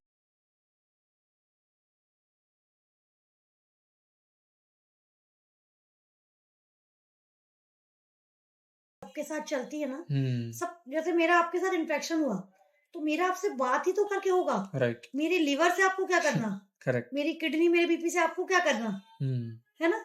लेकिन मेरी बातों से तो आपको करना है। तो ये डेली वाली चीज हो जाती है, हम्म। तो इसका लोग मिसयूज करने लगते हैं। यही एक रीजन है कि लोग बताना फिर नहीं चाहते। एक क्वेश्चन, जैसे कि अगर हमारा एक फ्रेंड सर्कल है या फैमिली ही है, अब उसमें अगर हम इतने अवेयर हैं कि हमको पता है कि मेंटल इलनेस होती है and it needs to be treated, और अगर हमको स्पॉट हो जाता है कि अब एक फ्रेंड है जिसको हमको देख के लग रहा है कि यार इसको डिप्रेशन के सिम्टम्स लग रहे हैं, या फिर इसको हमको लगता है कि एक बार इसको थेरेपिस्ट के पास चले जाना चाहिए। अब उस इंसान को शायद तक इतनी सेल्फ अवेयरनेस नहीं है, या तो उसके दिमाग में आइडिया नहीं आया है, या तो शायद उसकी एज भी वैसी नहीं। कभी कभी अगर हम डायरेक्ट दिमाग में आया कि किसी 50 ईयर्स की एज के इंसान को, किसी 70 ईयर्स की एज के इंसान को, किसी 15 साल के बच्चे को, 10 साल के बच्चे को बताना है अभी ये चीज़, तो उस इंसान को हम अप्रोच कैसे करें इस चीज़ के साथ, इस आइडिया के साथ में, कि या उसको कन्विंस कैसे करें कि उसको शायद एक साइकेट्रिस्ट के पास या फिर एक साइकोलॉजिस्ट के पास तो अपने आप को लेके जाना चाहिए या कंसल्ट करना चाहिए, या अप्रोच कैसे हो जिससे वो इतना ऑफेंड भी ना हो, क्योंकि अगर हमको लग रहा है कि उसका जाना इंपॉर्टेंट है और उसको जाना चाहिए, तो फिर ये चीज़ उसके सामने रखें कैसे? ये रियल में थोड़ा सा टफ सिचुएशन हो जाती है, राइट। क्योंकि एक्सेप्टेंस कम है और आप कोई प्रूफ दे नहीं सकते हो, हाँ, प्रूफ कैसे देंगे किसी है चीज़ ना? का? राइट। वही कि शुगर के लिए अगर आपने शुगर चेक कराओगे, कई बार हुँ। पेशेंट होते हैं ना, नहीं है शुगर, जैसे टेस्ट दिखाओ तो अरे मुझे कैसे हो गया, फिर वो रिपीट कराते हैं, हाँ। है ना? लेकिन एट लास्ट उनको एक्सेप्ट करना होता है। हुँ। लेकिन यहाँ ये एक्सेप्टेंस थोड़ा कम है। उसके लिए एक चीज है, सिम्टम्स। मुझे लगता है आजकल एजुकेशन में भी, जैसे हम बाकी ऑर्गन्स के बारे में, बाकी चीजों के बारे में पढ़ते हैं ना, हुँ। कि अगर वॉमिटिंग हो रही है तो जीआई सिस्टम का प्रॉब्लम हो रहा है कहीं ना कहीं। हुँ। अगर आपको लेफ्ट साइड में पेन हो रहा है तो वो शायद हार्ट अटैक के या हार्ट का कोई प्रॉब्लम तो नहीं है, हुँ। है ना? और बहुत सारे ऑर्गन्स तो क्लियर ही दिख जाते हैं, आईज में प्रॉब्लम हो रही है तो दिख ही जाएगा, आपको राइट। पता चल जाएगा। ऐसे मेंटल हेल्थ के लिए लोगों में अवेयरनेस होना चाहिए। अगर आपको किसी को सिम्टम्स पता है उसके, अगर हुँ। आपको भी, आज आप मेरे साथ बात कर रहे हैं, आपने थोड़ा बहुत तो कभी स्टडी करेंगे इसके बारे में, देखेंगे भी हुँ। मेंटल हेल्थ के बारे में, हुँ। आप एक बार बात कर रहे हैं तो कहीं ना कहीं तो जुड़ेंगे। अगर आपको पहले से पता है कि या मुझे ये पता है कि डिप्रेशन का सिम्टम होता है, 3 मेन सिम्टम होते हैं, low mood, loss of interest, low energy, hmm. थकान लगना, उदासी लगना और किसी काम में मन नहीं लगना। हुँ। ये 3 मेन कोर सिम्टम है डिप्रेशन के। अगर ये बात हुँ। आपको पता है, एनी डे अगर आपको कभी जिंदगी में ऐसा लगता है हुँ। कि यार कुछ दिन से मुझे क्यों हर चीज में चिढ़ हो रही है, क्यों मुझे अच्छा नहीं लग रहा है, मेरे दोस्त की बर्थडे पार्टी है बट मेरा मन ही नहीं कर रहा है, मेरा कुछ काम ही करने का मन नहीं कर रहा है, मैं हुँ। पहले अपनी ग्रोथ के लिए इतना भागता था, इतना कुछ करता था, बट हुँ। आजकल मुझे इंटरेस्ट ही नहीं आ रहा है इस चीज में भी, ना पढ़ने में मन लगता है ना कहीं जाने में, और बहुत थकावट सी लगती है। मैं बार बार ब्लड टेस्ट करा रहा हूँ, हीमोग्लोबिन चेक करा रहा हूँ, मल्टीविटामिन ले रहा हूँ, बट स्टिल मुझे वो थकावट, मेरी फटीग जा ही नहीं रही है। हुँ। और कोई दोस्त कुछ बोलता है तो मैं आजकल बहुत जल्दी रोना आ जाता है, बुरा लग जाता। पहले मेरा ये दोस्त कुछ भी बोलता था, मैं बहुत मजे में लेके चिल करके निकल जाता था और दोस्त सुना भी देता था। हुँ। बट आजकल जैसे इसने बोला, मैंने कहा कि दोस्त देखो, 2 महीने में मेरे 4 दोस्तों से दोस्ती टूट गई जो पिछले 2 साल से मेरे दोस्त थे। हुँ। तो क्या कहीं प्रॉब्लम मेरे अंदर ही तो नहीं है? हुँ। क्योंकि 2 साल से वो 4 दोस्त थे, उनको तब तो मुझे उनकी कोई बात बुरी नहीं लगी। अब क्या एक साथ चारों दोस्त चेंज हो गए? सभी मेरे अगेंस्ट हो गए? या मैं ही कुछ चेंज हो गया? हुँ। मेरा जो परसीव कर रहा था, नाउ इट इज चेंज, मेरे परसेप्शन में ही चेंज है। तो अगर आपको पहले से पता होंगे वो सिम्टम, तो कब कभी आपको होगा, तो हुँ। ज्यादा चांसेस हैं कि you will visit to a mental health hmm. Expert. लेकिन आपको कभी पता ही नहीं है, गांव के इंसान को हुँ। कुछ भी नहीं पता, हाँ, और ऐसा शायद कभी तो उतनी होता ही नहीं है। मैच्योरिटी भी नहीं है अगर किसी में, यस, तो तो उसको अगर आप जाके बता दो हुँ। कि दादा आपको डिप्रेशन हो रहा है, हुँ। तो क्या वो मानेगा? नो। चांसेस कम है। तो इसके लिए फर्स्ट थिंग तो मेंटल हेल्थ अवेयरनेस होना चाहिए, जिसके हुँ। लिए गवर्नमेंट भी बहुत वर्क कर रही है। ओके। और सेकंड थिंग ये कर सकते हैं कि आपको लगता है, अगर पर्सनल लाइफ में आपको लगता है किसी भी पर्सन को हुँ। कि उसके घर में अगर किसी को मेंटल हेल्थ प्रॉब्लम हो रही है, हुँ। और उसको पता कैसे चलेगा? उसका भी कहीं से भी नॉलेज आई होगी, गूगल से आई होगी कि वीडियो से। तो मैंने ये चीज देखी, इस चीज का फायदा होता है।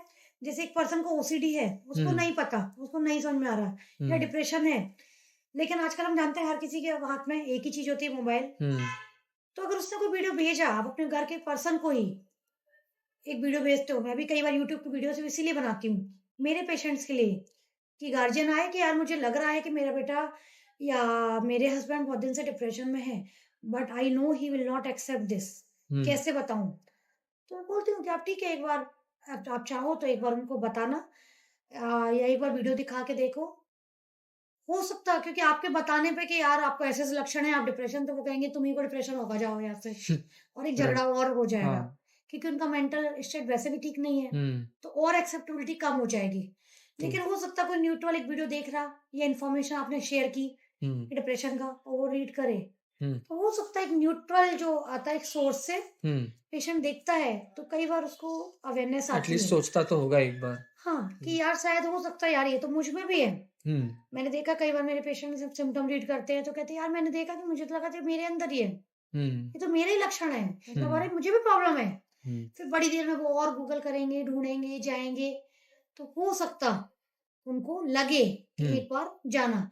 और फिर पेशेंट आते हैं, कई बार हमारे पास भी आते हैं डाउट लेके हम्म कि मैडम बताओ ना यार, मुझे लग रहा है, हम्म आप सब क्लियर करो, कंफर्म नहीं, ऐसा नहीं सोचना, मतलब हम्म चेयर पे आने पर पहली बार पेशेंट को, हम्म हाँ मैडम मुझे ऐसा है, मैं पागल नहीं हूँ, मतलब मुझे ऐसा समझ में आता है, मैं जाता हूँ, जॉब पे जा रहा हूँ, मैं सब कर रहा हूँ, सो भी रहा हूँ, हाँ। ऐसा मत सोचना कि मैं पागल हूँ। हम्म पेशेंट पहले से डिफाइन करते हैं, हम्म बस मुझे ऐसा ऐसा लग रहा है, हम्म आप एक बार देख के बताओ चेक करके बताओ। कि क्या ही मेंटलनेस है। हाँ। जैसे आपने बताया ना कि जो ब्लड टेस्ट के लिए खुद से जाते हैं, हम्म ये वही वाले पेशेंट है हम्म कि उनको डाउट होता है hmm and they come to us. But ऐसे लोगों को आना चाहिए। आना राइट। चाहिए, और डॉक्टर ऐसा नहीं है, मतलब आई डोंट नो, पर मेरा तो नहीं है, और मुझे नहीं लगता कि मैक्सिमम साइकियाट्रिस्ट भी ऐसा करते हैं, हम्म कि अगर पेशेंट आया, पेशेंट डाउट के लिए आ रहा है, हम्म तो मैं बहुत सारे पेशेंट को कि नहीं आपको ये प्रॉब्लम है, बट ये इसी लिमिट तक है, तो हम्म आपको मेडिसिन का नीड नहीं है, हम्म या फिर ठीक है ये एक सप्लीमेंट है, नॉर्मल सप्लीमेंट है, हम्म नॉर्मल विटामिन का सप्लीमेंट है, ठीक है, it is needed for you, hmm normal brain के लिए है, लेकिन ये मेडिसिन नहीं है, जो ब्रेन के केमिकल है उस लेवल का मैं नहीं दे रही हूँ, हम्म कि आपको उस लेवल का जरूरत नहीं है। हम्म आप इसको, मैंने ये तरीके बता दिए, एक हम्म जनरल काउंसलिंग, कि ये तरीके हैं और इन तरीकों से आप इम्प्रूव कर लो, हम्म और अगर इससे इम्प्रूव हो गया देन ओके, और अगर ये चीज बढ़ती है कभी इन फ्यूचर देन वी या विल डिटेरियोरेट होता है, देन मेडिसिन पे next time come to me. Hmm मैंने आपको बस बता दिए कि अगर हम्म आपको ऐसे ऐसे कभी होता है, हम्म देन आप आ जाना, और हम्म अभी आपको मेडिसिन का नीड नहीं है। हम्म पेशेंट भी बहुत खुशी से कि हम्म ओके मुझे पता चल गया, और कई पेशेंट उसमें इम्प्रूव भी हो जाते हैं, हम्म क्योंकि जो वो जहाँ जिस लाइन में जा रहे होते हैं उनका थॉट पैटर्न जहाँ जा रहा होता, हम्म तो इनिशियल पे उन्होंने गाइड कर दिया, तो वो हम्म बहुत हैप्पी भी होते हैं कि हाँ ठीक है यार, आपने बता दिया कि मेडिसिन का भी नीड नहीं है, ऐसा ऐसा होगा, देन आपको मेडिसिन का और नीड सेल्फ होगा। अवेयर भी हो जाते हैं अपने। यस, उनको एक साइको एजुकेट करना बोलते हैं हम लोग, साइको एजुकेशन है, हम्म एजुकेट करके भेज देते हैं। तो ऐसा बोलते हैं कि हर इंसान को साल में मतलब हर 6 महीने में डेंटिस्ट के पास जाना चाहिए टू कीप अ चेक कि उनकी डेंटल हेल्थ ठीक है कि नहीं। तो आपको लगता है कि किसी भी इंसान को लेट से 18 प्लस या 18 प्लस 21 प्लस ऐसे किसी भी इंसान को ऐसे कुछ नंबर ऑफ पीरियड टाइम या फिर क्या साल में एक बार 6 महीने में एक बार इस साइको एजुकेशन के लिए किसी थेरेपिस्ट या फिर साइकेट्रिस्ट के पास आना चाहिए? डेफिनेटली मैं कहूँ अगर 18 टू 40 इयर्स इसमें ज़्यादा थोड़ा मेंटल इलनेस के चांसेस ज़्यादा होते हैं। हम्म तो ऐसे में अगर आपको एक बार एक रेगुलर चेकअप के लिए जाएँ तो बहुत अच्छा है, बट साल वी में एक बार साल में एक बार तो जाना ही चाहिए। रेगुलर चेकअप के लिए। Yes, but I no it's quite impossible, अभी के टाइम को सिनेरियो को देख के मैं कह सकती। लेकिन तब भी कहूँ अगर किसी पर्सन की एक सिंपल क्राइटेरिया बता देती हूँ, हम्म जो हमारे ऑब्जर्वेशन से हमें आता है, हम्म अगर किसी पर्सन की ये 4-5 क्राइटेरिया हो रहे हैं, तो उसको एक बार डेफिनेटली जाना चाहिए। हाँ, एक रेगुलर चेकअप के लिए ही। यस, वैसे मैं कह रहा हूँ कि आइडियली तो रेगुलर चेकअप के लिए, बॉडी के सभी पार्ट्स के लिए, हाँ, तो ब्रेन के लिए जाते भी, ही माइंड हैं। के लिए भी जाना राइट, ही चाहिए। राइट। बट प्रैक्टिकली बात करूँ तो थोड़ा-सा लोग नहीं जाना चाहते। हाँ, लेकिन तब भी मैं ऐसी 5 कंडीशन बता रही हूँ कि यस, इन लोगों को तो जाना ही चाहिए। ये भी बहुत ओके। रूटीन में ही है। हुँ, पहला, अगर किसी भी पर्सन को नींद डिस्टर्ब होना स्टार्ट हो जाती है, हुँ, नींद कम आती है, हुँ, या नींद के बाद आपको लगता है फ्रेश नहीं फील करते, हुँ, तो ऐसे लोगों को डेफिनेटली जाना ही चाहिए, ओके। है ना? इनको तो बोलूँगी एवरी 4 मंथ, कोई फिक्स क्राइटेरिया नहीं है हमारे यहाँ, लेकिन एवरी 4 मंथ जाना चाहिए।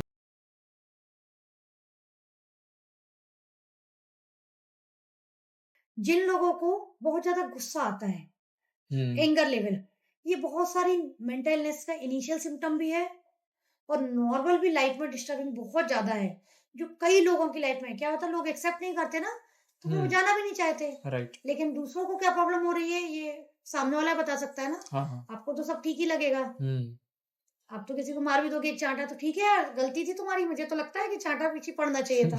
उनका ऐसा एक्सप्लेनेशन भी होता है। हम्म तो सेकंड, अगर किसी को एंगर इरिटेशन ज्यादा होता है, हम्म तो पता कैसे चलेगा, अगर आपके साथ वाले लोग ये चीज कंप्लेन करते हैं, हम्म आपके फैमिली मेंबर से कंप्लेन करते हैं कि तुम्हें बहुत ज्यादा गुस्सा आता है यार, तुम हर चीज में चिढ़ते हो, तुम शॉर्ट बहुत जल्दी चिढ़ टेम्पर्डनेस। जाते हो, शॉर्ट टेम्पर्ड हो, हम्म तो उन लोगों को आना चाहिए। थर्ड, जिनके वर्क में कुछ प्रॉब्लम हो रही है, जैसे बच्चा स्कूल रेगुलर जाता था, आजकल जाना नहीं चाहता है, बच्चे के मार्क्स अच्छे आते थे, अब मार्क्स में डिटेरिएशन हो रहा है, पहले मेरे प्रमोशन होता था एवरी इतने टाइम में, फिक्स टाइम में, अब नहीं होता है। पहले मैं अपने घर का काम पूरा एक से संभाल लेती थी, प्रॉपर अरेंज कर लेती थी, आजकल मिस्टेक्स बहुत ज्यादा हो रही हैं, जिसमें मुझे बोल के जाते हैं कि ऐसा तुम्हारा काम उतना परफेक्शन से नहीं हो रहा है जैसे पहले होता था। हम्म ठीक है, तो आपके वर्क में कोई भी प्रॉब्लम हो रही हो रेगुलर लाइफ में, तो आपको जाना चाहिए। तो ये चीजें हैं, अगर इन ये चीजें आपकी लाइफ में आ रही हैं, हम्म तो डेफिनेटली। और फोर्थ, अगर आपको खुद ही अवेयरनेस हो रही है हल्का सा भी, कि मेरा मूड उतना अच्छा नहीं रहता, मैं उतना खुश नहीं रहता, मैं लाइफ में एक सेटिस्फेक्शन लेवल नहीं हो रहा है लाइफ में, हम्म जो पहले हो रहा था। हम्म पहले मैं अपनी क्लास में कुछ भी करता था, इतने मार्क्स में मैं सेटिस्फाई था, मेरा काम चल रहा था। आजकल मुझे अपने वर्क से, काम से खुशी नहीं आती है, मतलब अपने सेटिस्फेक्शन नहीं आप में आता ही है। एक चेंज फीलिंग आ रही है, लाइफ फील में आ रहा है चेंज आ रहा है, कि मुझे जो मेरे, पसंद नहीं आ रहा। बिल्कुल, हम्म मेरी लाइफ में मुझे एक सर्टेन पीरियड ऑफ टाइम से चेंजेस मेरे हो रहे हैं, हम्म या मुझे लग रहे हैं, या मेरे घर वालों को, मेरी मम्मी को लग रहे हैं कि हम्म अब तुम वैसे नहीं हो जैसे थे हाँ। एक फिक्स इतने टाइम से। पहले तुम बहुत बढ़िया थे, हम्म 8th क्लास तक तुम बहुत बढ़िया थे, 9th हम्म क्लास में ऐसे क्यों हो गए? हाँ। तो किसी को भी चेंजेस आपके बिहेवियर में लग रहे हैं इस टाइप से, हम्म तो ये क्राइटेरिया है। इनके साथ अगर आपको ऐसा होता है, तो डेफिनेटली आपको तुरंत ही एक मेंटल हेल्थ एक्सपर्ट से मिलना चाहिए। And okay. उनको भी डिसाइड करने के लिए छोड़िए, हम्म वो आपको बता देंगे, गाइड कर देंगे। राइट।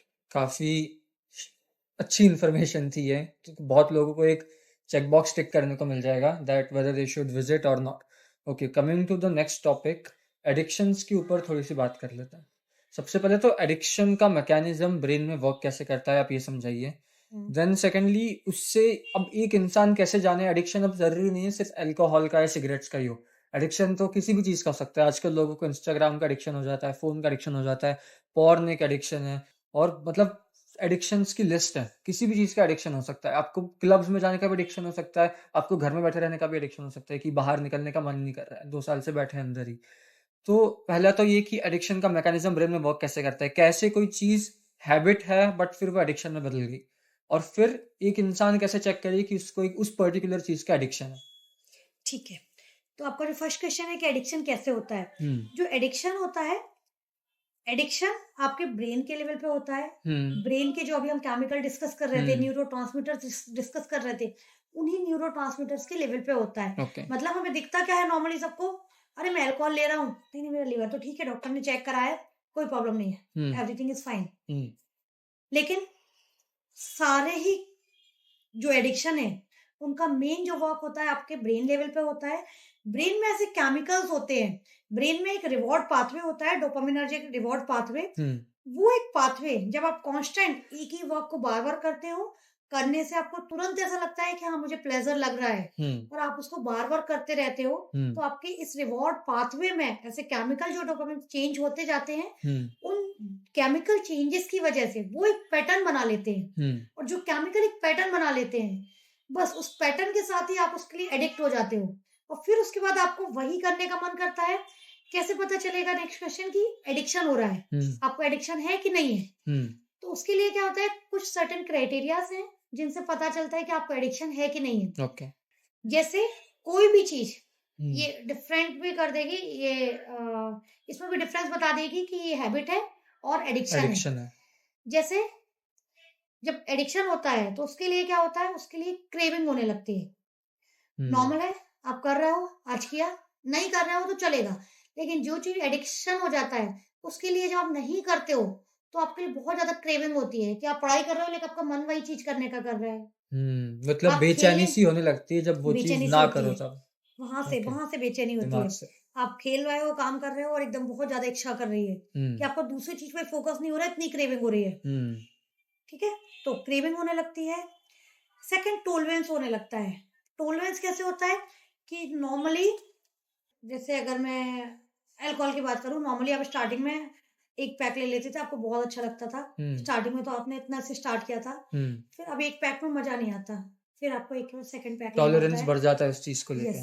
फिर आपको 2 से 3 4 पैक में, और उसका हम्म अनलिमिटेड बढ़ता जाएगा। हम्म जैसे जो जिन चीजों में वो एडिक्शन नहीं होता, वो जो एडिक्टिव नहीं होते उनमें ये चीज नहीं होती। हम्म आज आपको समोसे बहुत पसंद है, एक समोसे में अच्छा लग रहा है, हम्म आपको समोसे की शॉप पे भी वॉक करने का ऑफर मिल जाए, हम्म आपके खुद के घर की भी हो जाए, हम्म तो क्या आप 10 साल बाद 50 समोसे खाओगे? नहीं, देखिए, एडिक्शन में ही होता है। आज आप एक पैक ले रहे हो, फिर आप बॉटल ले रहे हो, दिन में 3 टाइम ले रहे हो, फिर आप 24 घंटे ले रहे मतलब हो। वो ओकेजनल ड्रिंकर से रेगुलर ड्रिंकर। रेगुलर ड्रिंकर, और फिर दिन भर ड्रिंकर, जो कहते हैं ना कि हम अपना काम छोड़ के सैटरडे संडे पड़े हुए हैं एकदम से, हाँ। वो वाली चीज हो जाती है। तो ये टॉलरेंस है, ये केमिकल चेंजेस पे होता है। इसके लिए क्या होता है कि दिमाग में जैसे जो केमिकल का रिवॉर्ड पाथवे बन गया, हाँ। अब आपने वही अमाउंट में वो चीज लिया है, एडिक्टिव सब्सटेंस, तो आपको वो प्लेजर नहीं आएगा जो पहले आता था, और विड्रॉल सिम्टम आने लगेंगे। हम्म तो विड्रॉल सिम्टम्स का एक क्राइटेरिया है कि अगर आपको एक टॉलरेंस हो गई और अगर आप वो सेम चीज नहीं ले रहे हो सेम अमाउंट में हम्म जो आपको नीडेड है, मतलब पहले आपको 1 पैक से अच्छा लगता था, लेकिन कुछ टाइम के बाद आपको 1 पैक पर वो डोपामिन सीक्रेट नहीं होगा, वो प्लेजर नहीं आएगा, फिर उसको और आपको बढ़ाना विड्रॉल पड़ेगा। सिम्टम आने लगेंगे। कि वो संतुष्टि नहीं मिली हाँ, जो चलो ठीक है, चाहिए थी। हमने माइंड से सोच लिया कि चलो संतुष्टि नहीं मिली तो चलेगा, साइकोलॉजिकल लेवल पे, लेकिन डिपेंडेंस फिजिकल भी होती है, फिजिकल विद साइकोलॉजिकल। तो आपको क्या होगा कि आप नहीं लोगे तो आपका अपने लगेंगे, अब आप बेचैनी घबराहट होगी, आज नींद नहीं आएगी, मूड तो फिर खराब हो आपने जाएगा। मूड खराब हो जाएगा, दिन भर चिड़चिड़ाओगे अपने ऑफिस में, तो फिर आप क्या करोगे, 1 से 2 पैक कर दोगे, फिर 2 से 3, और ये अनलिमिटेड है, there is no limit. There's no limit. अगर आपने कंट्रोल नहीं किया तो कोई लिमिट नहीं है केमिकल चेंजेस के लेवल पे। ठीक है, तो ये चीज होती है। तो आपको थर्ड हो गया, विड्रॉल हो गया। फोर्थ क्या होता है, आपको पता है कि हार्मफुल है, but still you are taking the substance, कि आपको पता है अल्कोहल थोड़ा बहुत मैं लेता था, चलता था, कोई दिक्कत नहीं थी, इतना हार्मफुल नहीं था, लेकिन now I am taking alternate day, मुझे पता है बहुत हार्मफुल हो रहा है, मेरे डॉक्टर ने चेकअप में भी मैंने देखा कि मेरे लीवर एंजाइम्स रेज्ड हैं, बट स्टिल मैं ले रहा हूँ। मुझे पता है कि अगर ऐसे हुआ तो लिवर फेलियर हो जाएगा, बट स्टिल आपको पता है, सब कुछ एजुकेशन है, तब भी आप लोगे। सिगरेट्स। हाँ, सेम। आप कंट्रोल नहीं कर पाओगे। फिफ्थ इसके बाद होगा कि आप इसकी वजह से इग्नोर करोगे ऑल्टरनेटिव एक्टिविटीज। जैसे पहले मैं शाम को बच्चा स्कूल से आके खेलने जाता था 1 घंटे, और आपको क्रिकेट का वो बिल्कुल फैन था, उसको क्रिकेट खेलता था डेली और बहुत अच्छा लगता था, फ्रेंड्स का तो इंटरेक्शन हो रहा। लेकिन अब उससे मोबाइल एडिक्शन हो गया है, तो उसे पता है वैसे कि मैं शाम को 7 बजे का मोबाइल देखूंगा, 1 घंटे 2 घंटे 3 घंटे, लेकिन अब इतना एडिक्ट हो गया है ना कि अब उसे उसके बेस्ट फ्रेंड से मिलने का मन भी नहीं करता। अब उसे खेलने जाने, क्रिकेट जो उसकी हॉबी थी, उसके लिए उसको पैशन था उसका, लेकिन अब वो भी मन नहीं करता। अब वो शाम को जैसे स्कूल से आता है मोबाइल लेके बैठ जाता है और रात तक मोबाइल, मम्मी बोलती भी तो कहता है नहीं नहीं मेरा मन ही नहीं कर रहा, मैं नहीं जा रहा हूँ, दोस्त बुला रहे हैं तो फोन ऑफ कर देता है, साइलेंट कर लेता है कॉल्स को, लेकिन उस इग्नोरिंग ऑल्टरनेटिव एक्टिविटीज ऑल्सो। तो अब उन एक्टिविटीज में उसको कोई प्लेजर नहीं मिल रहा है। तो अगर ये सारे क्राइटेरिया फुलफिल कर रहा हो, इन क्राइटेरिया के बेसिस पे हम जज करते हैं कितने टाइम से क्राइटेरिया ऐसे हो रहा है, तो अगर ये क्राइटेरिया फुलफिल कर रहा है पेशेंट, तो फिर चांसेस होते हैं कि उसको एडिक्शन लेवल पे आ गया है, मतलब अब वो उसके हैबिट लेवल पे नहीं बचा है। हैबिट लेवल पे तो है कि शाम को 2 घंटे देख लिया मोबाइल चलेगा, या 1 पैक पी लिया तो चलेगा, वीकेंड में पी लिया तो चलेगा, सिगरेट कभी कभार स्ट्रेस में पी ली तो चलेगी, लेकिन इस लेवल पे आ गया है जब उसके बिना रहा नहीं जाएगा, बिना रहा नहीं जा रहा, सारे ही लेवल पे डिटेरिएशन आ रहा है, बट स्टिल उसको सब पता भी है, बट कुछ नहीं कर पा रहा है, और वो बढ़ाता ही जा रहा है। उसको पता है कि मेरा एक्सरे गड़बड़ हो गया है, चेस्ट एक्सरे गड़बड़ है, डिफिकल्टी ब्रीदिंग हो रही है, लेकिन तब भी नहीं, क्योंकि वो केमिकल लेवल पे है, इसलिए उसके कंट्रोल में नहीं है, ये उसके कंट्रोल में नहीं है।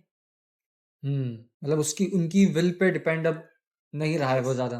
कहते हैं ना, जो सोशल मीडिया के एडिक्शन में है वो कोकेन एडिक्शन से कंपेयर किया गया, वही वाला रश होता है, वही डोपामिनर्जिक पाथवे एक्टिव हो जाते हैं, हुँ। तो वही क्रेविंग भी होती है, सब कुछ वही है, उतने ही हार्मफुल इफेक्ट्स भी हैं। अब इन एडिक्शंस को ब्रेक डाउन कैसे किया जाए? जैसे आपने कहा था कि जो डोपामाइन सिक्रीट होता है, उस केमिकल की एक चेन बन चुकी है, एक पैटर्न बन गया है और वो पैटर्न एक्स्पोनेंशियली बढ़ते जाता है, इसलिए उसकी फिर क्वांटिटी भी धीरे-धीरे बढ़ानी पड़ती है क्योंकि इतना सैटिस्फैक्शन मिलता नहीं है। अब उस पैटर्न को ब्रेक कैसे किया जाए? क्योंकि वो तो मतलब ग्रेजुअली धीरे-धीरे उसकी डिमांड तो बढ़ते जा रही है, जिस भी सब्सटेंस का एडिक्शन है या फिर जिस भी चीज़ का एडिक्शन है उस चीज़ को लेके। तो अब उस चीज़ को ब्रेक कैसे किया जाए? क्योंकि वो तो बढ़ाना चाहता है और हम जस्ट उल्टा करना चाहते हैं। तो उसका मैकेनिज़्म क्या है मेंटली? तो जो एडिक्टिव सब्सटेंस होते हैं, हुँ। जो आप नशा कर रहे हो, टिपिकल अल्कोहल ले रहे हो, आप सिगरेट ले रहे हो, ओपिएट्स ले रहे हो, ब्राउन शुगर लेके आते या हो फिर ज़्यादा। इसका भी आप इन्वॉल्व कर लीजिए, सोशल मीडिया हो गया, हुँ, पॉर्न हो गया हुँ, या फिर ओटीटी प्लेटफ़ॉर्म्स हो गया कुछ लोगों का, फिर रील्स हो गई। बिल्कुल। इनको भी इन्वॉल्व करके आप हुँ, बताइए। तो इसके लिए एक ही चीज़ होती है कि जो इसका पैटर्न बना हुआ है, हुँ, वो हम मेडिसिन से अगर आप, क्योंकि तुरंत आप अगर जैसे ही नहीं लोगे, हुँ, तो आपको इतना ज़्यादा विथड्रॉल सिम्पटम्स आएँगे। ये depend on severity of the hmm, substance, ठीक राइट। है? हम ब्राउन शुगर स्टार्टिंग में ले लेते हैं, अल्कोहल बीच में आ जाएगा और ये जो एडिक्शन जो सोशल मीडिया या मोबाइल एडिक्शन है, ये थोड़ा लास्ट में जाएँगे, हुँ, अपोज़िट पोल पे जाएँगे, हुँ, सीवियरिटी के अगर क्राइटेरिया पे ओके। कहें। तो इनमें क्या होता है, जो ज़्यादा सीवियर वाले सब्सटेंस हैं, हुँ, तो इनमें क्या करेंगे, जो इतना ज़्यादा लेवल है, हुँ, उसके फिज़िकल इफ़ेक्ट्स भी होने लगते हैं। मेंटल इफ़ेक्ट, क्योंकि ये केमिकली हमारी पूरी बॉडी को भी डिसाइड करते हैं। हुँ। तो फिज़िकल और पूरे बॉडी का फिज़ियोलॉजिकल दोनों इफ़ेक्ट्स होते हैं, उनके साइकोलॉजिकल और उनको अगर फिज़ियोलॉजिकल। उनके ना लेने पर। हाँ, तो जो इफ़ेक्ट होते हैं विथड्रॉल सिम्पटम्स होते हैं, क्योंकि हुँ, सडन केमिकल चेंज हुआ, तो हुँ। उसके लिए हमें मेडिसिन ही देनी होती है। जो हमने शायद संजू फ़िल्म में देखा था, संजय दत्त के ऊपर जो बनी थी, हुँ, उसमें ऐसा ही कुछ था। हाँ, तो इनिशियल तो आपको मेडिसिन देना ही होगी। हुँ, जैसे अल्कोहल के लिए मैं कहूँ, ब्राउन शुगर के लिए या कैनाबिस वगैरह के लिए, वीड वगैरह जो लोग लेते हैं, हुँ, तो इनके लिए जो इनिशियल होता है, वो तो मेडिसिन ही काम करता है, क्योंकि आप सडन लेवल केमिकल का नहीं कर सकते हो। राइट। सूट ही नहीं करेगा आपको, तो आपको देना ही होगा।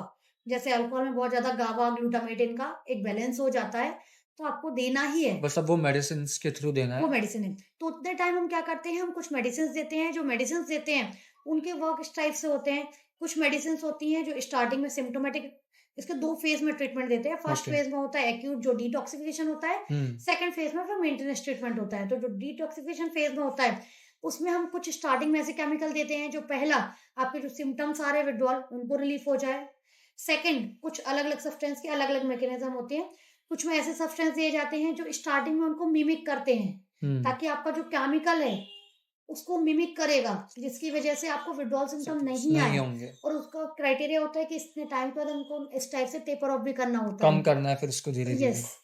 ताकि सडनली विथड्रॉल की वजह से आपको दिक्कत नहीं हो जाए, क्योंकि वो बहुत ज़्यादा, इवन कभी-कभी डेथ तक हो सकती है, इतना लाइफ थ्रेटनिंग होती है। विथड्रॉल सिम्पटम्स से। यस, आप अल्कोहल बहुत ज़्यादा ले रहे हो, अचानक से छोड़ दो, आपको सीज़र्स आने लगेंगे। कुछ लोगों को सीज़र्स आ जाते हैं, मेमोरी लॉस हो जाता है, डिलीरियम में चले जाते हैं, जो जो लाइफ थ्रेटनिंग कंडीशन है, आपकी हुँ, डेथ के अच्छे खासे चांसेस हैं। तो इतना ईज़ी नहीं है कि आपने अल्कोहल को बहुत सारा ले लिया। ब्राउन शुगर ये जो लेते हैं, बहुत इस एरिया में तो लेते ही हैं लोग, बहुत सारे पेशेंट आते हैं ब्राउन शुगर के। आप सडनली एकदम से विथड्रॉल आप छोड़ देते हो, हुँ। तो उनकी जो हालत होती है आप देख नहीं पाओगे। और रियल में फिजियोलॉजिकल लेवल पे बहुत दिक्कत है उनको, कि आपको लेना ही है मेडिसिन। क्योंकि आप 5 दिन से आप बोलोगे 5 दिन से मैंने ब्राउन शुगर नहीं लिया, 5 दिन से एक पल के लिए सोया भी नहीं हूँ। इवन फॉर 1 आवर के लिए भी मैं सोया नहीं हूँ। तो आप कैसे वर्क करोगे और कैसे आपकी बॉडी आगे जाएगी? तो राइट। इसलिए इनके लिए तो देना ही है। और बाकी जो माइल्ड हैं, जो सोशल मीडिया या ये मोबाइल वाले, हुँ, तो इनके लिए फिर बिना मेडिसिन के भी कई बार काम चलता है, या कभी-कभी मेडिसिन भी देना होती है, अगर बहुत ज़्यादा दिक्कत हो रही है। तो इनिशियल लेवल पे हम मेडिसिन देते हैं, फिर धीरे-धीरे मेडिसिन का सपोर्ट हमारे ग्रेजुअली हम कम करते हैं उस हिसाब से। फिर कुछ मेंटेनेंस फेज़ में ट्रीटमेंट देते हैं, जैसे अल्कोहल क्लेम देते हैं। कुछ मेडिसिन है जिनकी क्रेविंग लेवल को कम कर देता है, हुँ। या ओपियाइड्स वगैरह में ऐसी मेडिसिन्स देते हैं जो इन्हीं के रिसेप्टर पे वर्क करती हैं। जैसे ये ओके। ओपियाइड है, एक हुँ, रिसेप्टर पे वर्क करेगा, ओपियाइड रिसेप्टर पे, म्यू रिसेप्टर पे, जिससे आपको लेने पे बड़ा मज़ा आएगा। तो हुँ। एक दूसरी मेडिसिन देंगे कि जो इसी रिसेप्टर को पहले से ब्लॉक कर लेगी। तो ओके, आपने ओके, वाह! मॉर्निंग से मेडिसिन ले ली तो वो ब्लॉक हो गया। तो हुँ, आपने अगर सब्सटेंस लिया भी है तो ब्लॉक, वो रिसेप्टर खाली नहीं है, मतलब वो राइट। चेयर खाली नहीं है। हुँ, तो आपको लेने में मज़ा नहीं आएगा जो प्लेज़र आना करेक्ट। चाहिए। हाँ, तो फिर धीरे-धीरे आपको लगेगा यार छोड़ देना। हुँ। तो ऐसे अलग-अलग डिपेंड ऑन द मेडिसिन के टाइप्स होते हैं कि हम्म कोई कुछ क्रेविंग पे वर्क करती हैं, कुछ उनको प्लेज़र नहीं फ़ील होने देती हैं। कुछ हम्म के बाद ऐसा इफ़ेक्ट आएगा कि आप जैसे अल्कोहल लिया और आपने वो मेडिसिन लिया, तो आपको इतना डिस्कम्फ़र्ट लगेगा, अनईज़ी लगेगा कि आपको मन ही नहीं करेगा यार कि लो। तो हम्म इस टाइप से अलग-अलग कैटेगरीज़ ऑफ मेडिसिन होती हैं जिनके बेसिस पे ये छोड़ देते हैं इनिशियल फ़ेज़ के बाद मेंटेनेंस में देते हैं और धीरे-धीरे मेडिसिन बंद हो जाती है और फिर वो नशा छूट जाता है क्योंकि धीरे-धीरे वो साइकिल वीक होते-होते, रिवॉर्ड सर्किट वीक होते-होते ब्रेक हो जाता ब्रेक है। हो जाता है। ऐसे ही जो ये वाइल्ड सब्सटेंस हुए जैसे आपका सोशल मीडिया या हाँ। ये पॉर्न एडिक्शन हुआ, आपका हम्म मोबाइल एडिक्शन हुआ, हम्म इनमें अगर कभी होता है रेयर अगर ज़रूरत होती है तो हम मेडिसिन भी देते हैं, हम्म बाकी काउंसलिंग होती है, तरीके बताए जाते हैं या किस वजह से पेशेंट ले रहा है क्योंकि कई बार लोग कोपिंग स्ट्रेटजी भी होती है कि हम्म घर में बहुत परेशान है, घर में मम्मी कोई ध्यान ही नहीं देती है, कोई घर में रहते ही नहीं है तो क्या करें हम? मोबाइल देख लेते हैं, हम्म फिर आदत हो गई। हाँ, सिचुएशनल होता है, मतलब जो यस, ट्रिगर पॉइंट है वो बिल्कुल, सिचुएशनल था और बिल्कुल। अब वो एडिक्शन में या फिर कन्वर्ट हो मेरी गया है। लाइफ में कोई हैप्पीनेस नहीं है। जैसे बहुत चांसेस होते हैं डिप्रेशन, एंग्जायटी के पेशेंट इन एडिक्शंस में जल्दी आ जाते हैं। क्यों? ओके। क्योंकि लाइफ में कोई प्लेज़र है नहीं, कुछ अच्छा लगता नहीं है। हम्म ठीक है, चल रहा है मोबाइल जैसा चल रहा है, तो वो अपना प्लेज़र कहीं ढूँढ रहा है ना। तो हम्म उसके लिए उनके उस चीज़ को ट्रीट किया जाता है कि आखिर क्यों आप कर रहे हो ये चीज़? हम्म आपको पता है? या मेरी लाइफ में बहुत टेंशन है, कोई लाइफ में खुशी ही नहीं होती है। कई बार हमने देखा है ये ऑटो रिक्शा वाले से हमारे पास आते हैं कि मैडम लाइफ में कोई खुशी नहीं है। वैसे ही लाइफ बेकार है मेरी, दिन भर बस काम करो एक मोनोटोनस वर्क। तो शाम को ऐसा लगता है कि चलो यार पी लो तो थोड़ी तो लाइफ में खुशी आई। हम्म क्योंकि वो इमीडिएट प्लेज़र तो देता है। कुछ राइट। लोग पेन को कम करने के लिए लेते हैं, हम्म कुछ लोग प्लेज़र के लिए लेते हैं, हम्म कुछ लोग थोड़ी-सी खुशी के लिए लेते हैं, कुछ लोग सोसाइटी में आजकल जो टीनेज लेते हैं, वो हम्म एक्सेप्टेबिलिटी के लिए लेते हैं हम्म कि अगर नहीं लिया तो मेरी दोस्ती टूट जाएगी और उस ग्रुप का हम्म पार्ट नहीं होगा। Peer pressure. पीयर प्रेशर जो होता है, तो उसके लिए उनको फिर लेनी होती है। हम्म तो ये अलग-अलग रीज़न है सबके सब्सटेंस के लिए। ओके। एक मैं थोड़ा सा बैक स्टेप करके वापस मेंटल इलनेस पे जाना चाहूँगा। हमने जब सिम्टम्स की बात, रीजंस की बात करी थी कि एक तो थॉट लेवल पे किसी इंसान को मेंटल इलनेस हो सकती है, मेंटल हेल्थ प्रॉब्लम हो सकती है, एक केमिकल लेवल पे हो सकती है, एनवायरनमेंट के बेसिस पे भी होती है। मतलब जहाँ पे वो रह रहा है, या तो उसकी फैमिली में, या तो वो जहाँ काम कर रहा है, या तो स्कूल में, या तो जो उसका सोशल ग्रुप है जहाँ पे वो मैक्सिमम टाइम अपना स्पेंड कर रहा है, वहाँ पे वहाँ का एनवायरनमेंट कुछ ऐसा है जो उसको एनवायरमेंटली उसके माइंड पे ऐसा अफेक्ट कर रहा है कि that person gets into a mental illness problem. अब ऐसे ऐसे केस में उस इंसान का ट्रीटमेंट, क्योंकि अब वो एनवायरनमेंट से उसको कट ऑफ करना अगर पॉसिबल नहीं है, तो फिर उसका ऐसी सिचुएशन में ट्रीटमेंट कैसे होता है जब उसको, उसका रीजन उस प्रॉब्लम का एनवायरनमेंट है, सिचुएशंस हैं, और उसको आप कट भी नहीं कर सकते उसकी लाइफ से। ठीक। जैसे एक पर्सन डिप्रेस है क्योंकि बॉस के साथ उसकी बनती नहीं है, हम्म आसपास उसकी उसके ऑफिस में कोई उससे फ्रेंडशिप नहीं करता है, हम्म बहुत अकेला रहता है, हम्म अंडर कॉन्फिडेंट है हम्म और इस वजह से उसका डिप्रेशन और ज्यादा बढ़ रहा है। हम्म मैं यही आप हम्म जानना चाहते हैं ना? ऐसा ही कुछ, या इसी किसी टाइप की से कुछ फैमिली हुआ। को लेके, या फिर हाँ, किसी के फ्रेंड्स को लेके। हाँ, उसकी फैमिली में भी ऐसा है कि अच्छा माहौल नहीं है, एक हम्म सपोर्टिव फैमिली नहीं है। हम्म तो ओवरऑल ये सब होने की वजह से उसका केमिकल चेंज होता जा रहा है, वो डिप्रेशन में जा रहा है। हम्म तो इसके लिए डेफिनेटली ना वो ऑफिस चेंज कर सकता है बिकॉज़ ये छोड़ देगा तो दूसरे में जाएगा। ना ही फैमिली को छोड़ सकता है, that right. Is not possible at all. Hmm इसके लिए क्या होता है कि उसका पहले हम मेडिसिन देंगे, अगर नीड है, अगर लेवल इस लेवल का डिप्रेशन है कि मेडिसिन लेने के बाद पहले वो कॉन्फिडेंट हो जाए, नॉर्मल फील करने लगे, उसको हम्म लगे कि या अब मैं इस सिचुएशन से फाइट कर सकता हूँ। तो फिर उसको तरीके बताना बिकॉज़ प्रॉब्लम बाहर नहीं है, प्रॉब्लम अंदर ही है। ओके। क्योंकि उसी ऑफिस में एक्सप्लेन। तो और लोग काम कर रहे हैं ना। हम्म उस ऑफिस में आप अकेले तो नहीं रह रहे हो ना। राइट। उस घर में आप अकेले तो नहीं हो ना। घर में और हम्म भी 4 मेंबर्स हैं ना। हम्म वो सब उस घर में रह रहे हैं ना खुशी से। राइट। तो प्रॉब्लम कहाँ है? कहीं न कहीं हमारे थॉट के लेवल पे, कहीं न कहीं हमारे केमिकल चेंज हो रहे हैं ना। जिस तरीके से हम परसीव कर रहे हैं उस यस, एनवायरनमेंट को, उस पे। क्योंकि हम उसको प्रेशर या हम उसको नेगेटिव फील कर रहे हैं, उसको परसीव नेगेटिव कर रहे हैं। हमारा परसेप्शन है कि वो नेगेटिव एनवायरनमेंट है। हम्म नेगेटिव एनवायरनमेंट है और उसकी वजह से कहीं न कहीं थोड़ा-सा हमारा थॉट पैटर्न ऐसा है, कहीं हमारी नर्चरिंग से, हमारे चाइल्डहुड से, हमारे पेरेंट्स से वो पैटर्न आया है। पेरेंट्स ने कभी घर से बाहर निकाला ही नहीं, हम कभी गए ही नहीं, हमने किसी से बात नहीं की, कोई दोस्त नहीं बनाया। तो आज जब पहली बार ऑफिस में इतने लोग दिख रहे हैं, तो मैं उनके साथ एडजस्ट नहीं हो पा रहा या मुझे सोशल एंग्जायटी, तो मैं बात नहीं कर पाता उन लोगों से। तो मैंने मेडिसिन दे दी, मेडिसिन से एंग्जाइटी कंट्रोल हो गई, अब आप बहुत कॉन्फिडेंट हो गए, अच्छा लग रहा है। तो अब आपने बात की, धीरे-धीरे बात करते-करते फ्रेंड्स बन गए, फ्रेंड्स बनने का सब कुछ अच्छा लगने लगा, लोगों ने भी आपको एक्सेप्ट कर लिया, मैंने मेडिसिन का धीरे से सपोर्ट हटा दिया, लेकिन अब तो आपके दोस्त बन ही गए, तो आपकी लाइफ बढ़िया चलने लगी। आप स्टार्टिंग में डिप्रेशन में गए, माइल्ड डिप्रेशन में, और ऑफिस में आपसे कोई बात कैसे करेगा, क्योंकि आप डिप्रेशन में हो तो आप हर चीज में बुरा मान जाते हो, नेगेटिव हो, आपको समझ में नहीं आता है, आपको बुरी लग रही है चीजें। तो आपको मैंने मेडिसिन दी शॉर्ट टर्म के लिए, आपको कॉन्फिडेंट हो गए, आपको अच्छा लगने लगा, बहुत सारे तरीके बताए, काउंसलिंग की, आपने काउंसलिंग कराई, आपको पता चल गया कि how to deal with it, कि बॉस तो ऐसे ही हैं, मुझे ही चेंज करना है, या मुझे ये क्या करना चाहिए, मैं क्या-क्या कर सकता हूँ जिनके बेसिस पे मेरे फ्रेंड्स जल्दी बन जाएँगे, मैं अच्छे से उसमें एडजस्ट हो जाऊँगा। मतलब चेंज हमें खुद में ही लाना होगा ऐसी सिचुएशन से। यस, एनवायरनमेंट तो आप चेंज कर नहीं सकते, नहीं, आपके कंट्रोल में आपकी बिल्कुल। खुद की थॉट्स हैं। इसी का नाम साइकोथेरेपी या काउंसलिंग है, जो हम खुद हुँ, में चेंज करते हैं, हुँ। और मेडिसिन सपोर्ट के लिए देनी होती है, ज़रूरत हो तो। तो मैम हम लोग जब पहली बार मिले थे, आपने मुझे कुछ एग्ज़ाम्पल्स बताए थे कि फ़िज़िकल चेंजेज़ या फिर फ़िज़िकल प्रॉब्लम बॉडी में आती है। जैसे किसी का हाथ दर्द कर रहा है, हाथ में मूवमेंट की प्रॉब्लम हो रही है, या हार्ट पेन कर रहा है, बैक पेन कर रहा है, और उसके सारे डायग्नोस करवा लेते हैं, तब भी फ़िज़िकल डायग्नोस कुछ नहीं निकलते, और ऐसी चीज़ों की भी रूट कॉज़ेज़ मेंटल प्रॉब्लम होती है। तो ये चीज़ कैसे हो रही है कि मेंटल प्रॉब्लम है और उसका इफ़ेक्ट जो है वो फिज़िकली दिख रहा है कि अब किसी का हाथ दर्द करने लगा है, हिल नहीं रहा है, या फिर साइट की प्रॉब्लम आ रही है, जो आपने एग्ज़ाम्पल दिया था। वो एग्ज़ाम्पल्स भी बताइए, और ये चीज़ होती कैसे है? ये भी एक्सप्लेन करिए। देखिए, जो हमारा ब्रेन है, हमारी पूरी बॉडी है, सारे हुँ, ऑर्गन है, सारे पार्ट्स हैं, हुँ, लेकिन जो ओवरऑल जिनका कंट्रोल है, कंट्रोल हमारा ब्रेन से ही है। हुँ, ओवरऑल ब्रेन में एक मास्टर बैठा हुआ है कंट्रोल करने वाला, हुँ, जो पूरी बॉडी को कंट्रोल कर रहा है। ओके। वो मास्टर जो भी चाहे वो कर सकता। हुँ, वो जैसा आपको सिग्नल देगा, वही आपकी बॉडी वर्क करेगी। वर्क करेगी। फॉर एग्ज़ाम्पल, नॉर्मली मुझे यहाँ चोट आ गई, हुँ, मुझे चोट आई, कट हो गया, और मुझे पेन हो रहा है, हुँ, ठीक है? हुँ, क्योंकि यहाँ से ये सिग्नल जाते हैं, ब्रेन तक हुँ, जाते हैं, हुँ, ब्रेन से मोटर सिस्टम लौट के आता है, राइट। ठीक है?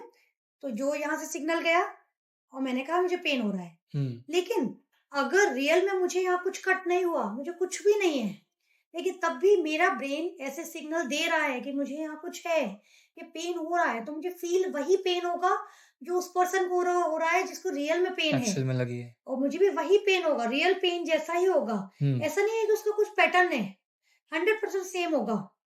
तो ऐसे में कुछ लोग जो यूजुअली कॉमन पेशेंट्स ऐसे होते हैं जो हमारे पास पर डे ही आते हैं, हुँ, बॉडी में इचिंग हो रही है, हुँ, ठीक है? ओके। मेरे हस्बैंड भी डर्मेटोलॉजिस्ट है, कई बार उनके पास आते हैं कि मैंने डर्मेटोलॉजिस्ट को दिखा दिया है, हुँ, कभी आराम नहीं हो रहा, लेकिन वो इचिंग नहीं जा रही। हुँ, वो एग्ज़ामिनेशन करते हैं, देखते हैं स्किन में तो कुछ भी नहीं है। हुँ, फिर वो कह देते हैं कि मेरे पास आने के लिए, अगर ऐसा होता है। मेरे पास जो पेशेंट आता है, पेशेंट से बात करती हूँ, बात करने में कहीं न कहीं पता चल जाता है लाइफ़ में क्या चल रहा है। हुँ, उसकी वजह से इनमें रीज़न कहीं न कहीं क्रोनिक स्ट्रेस होता है।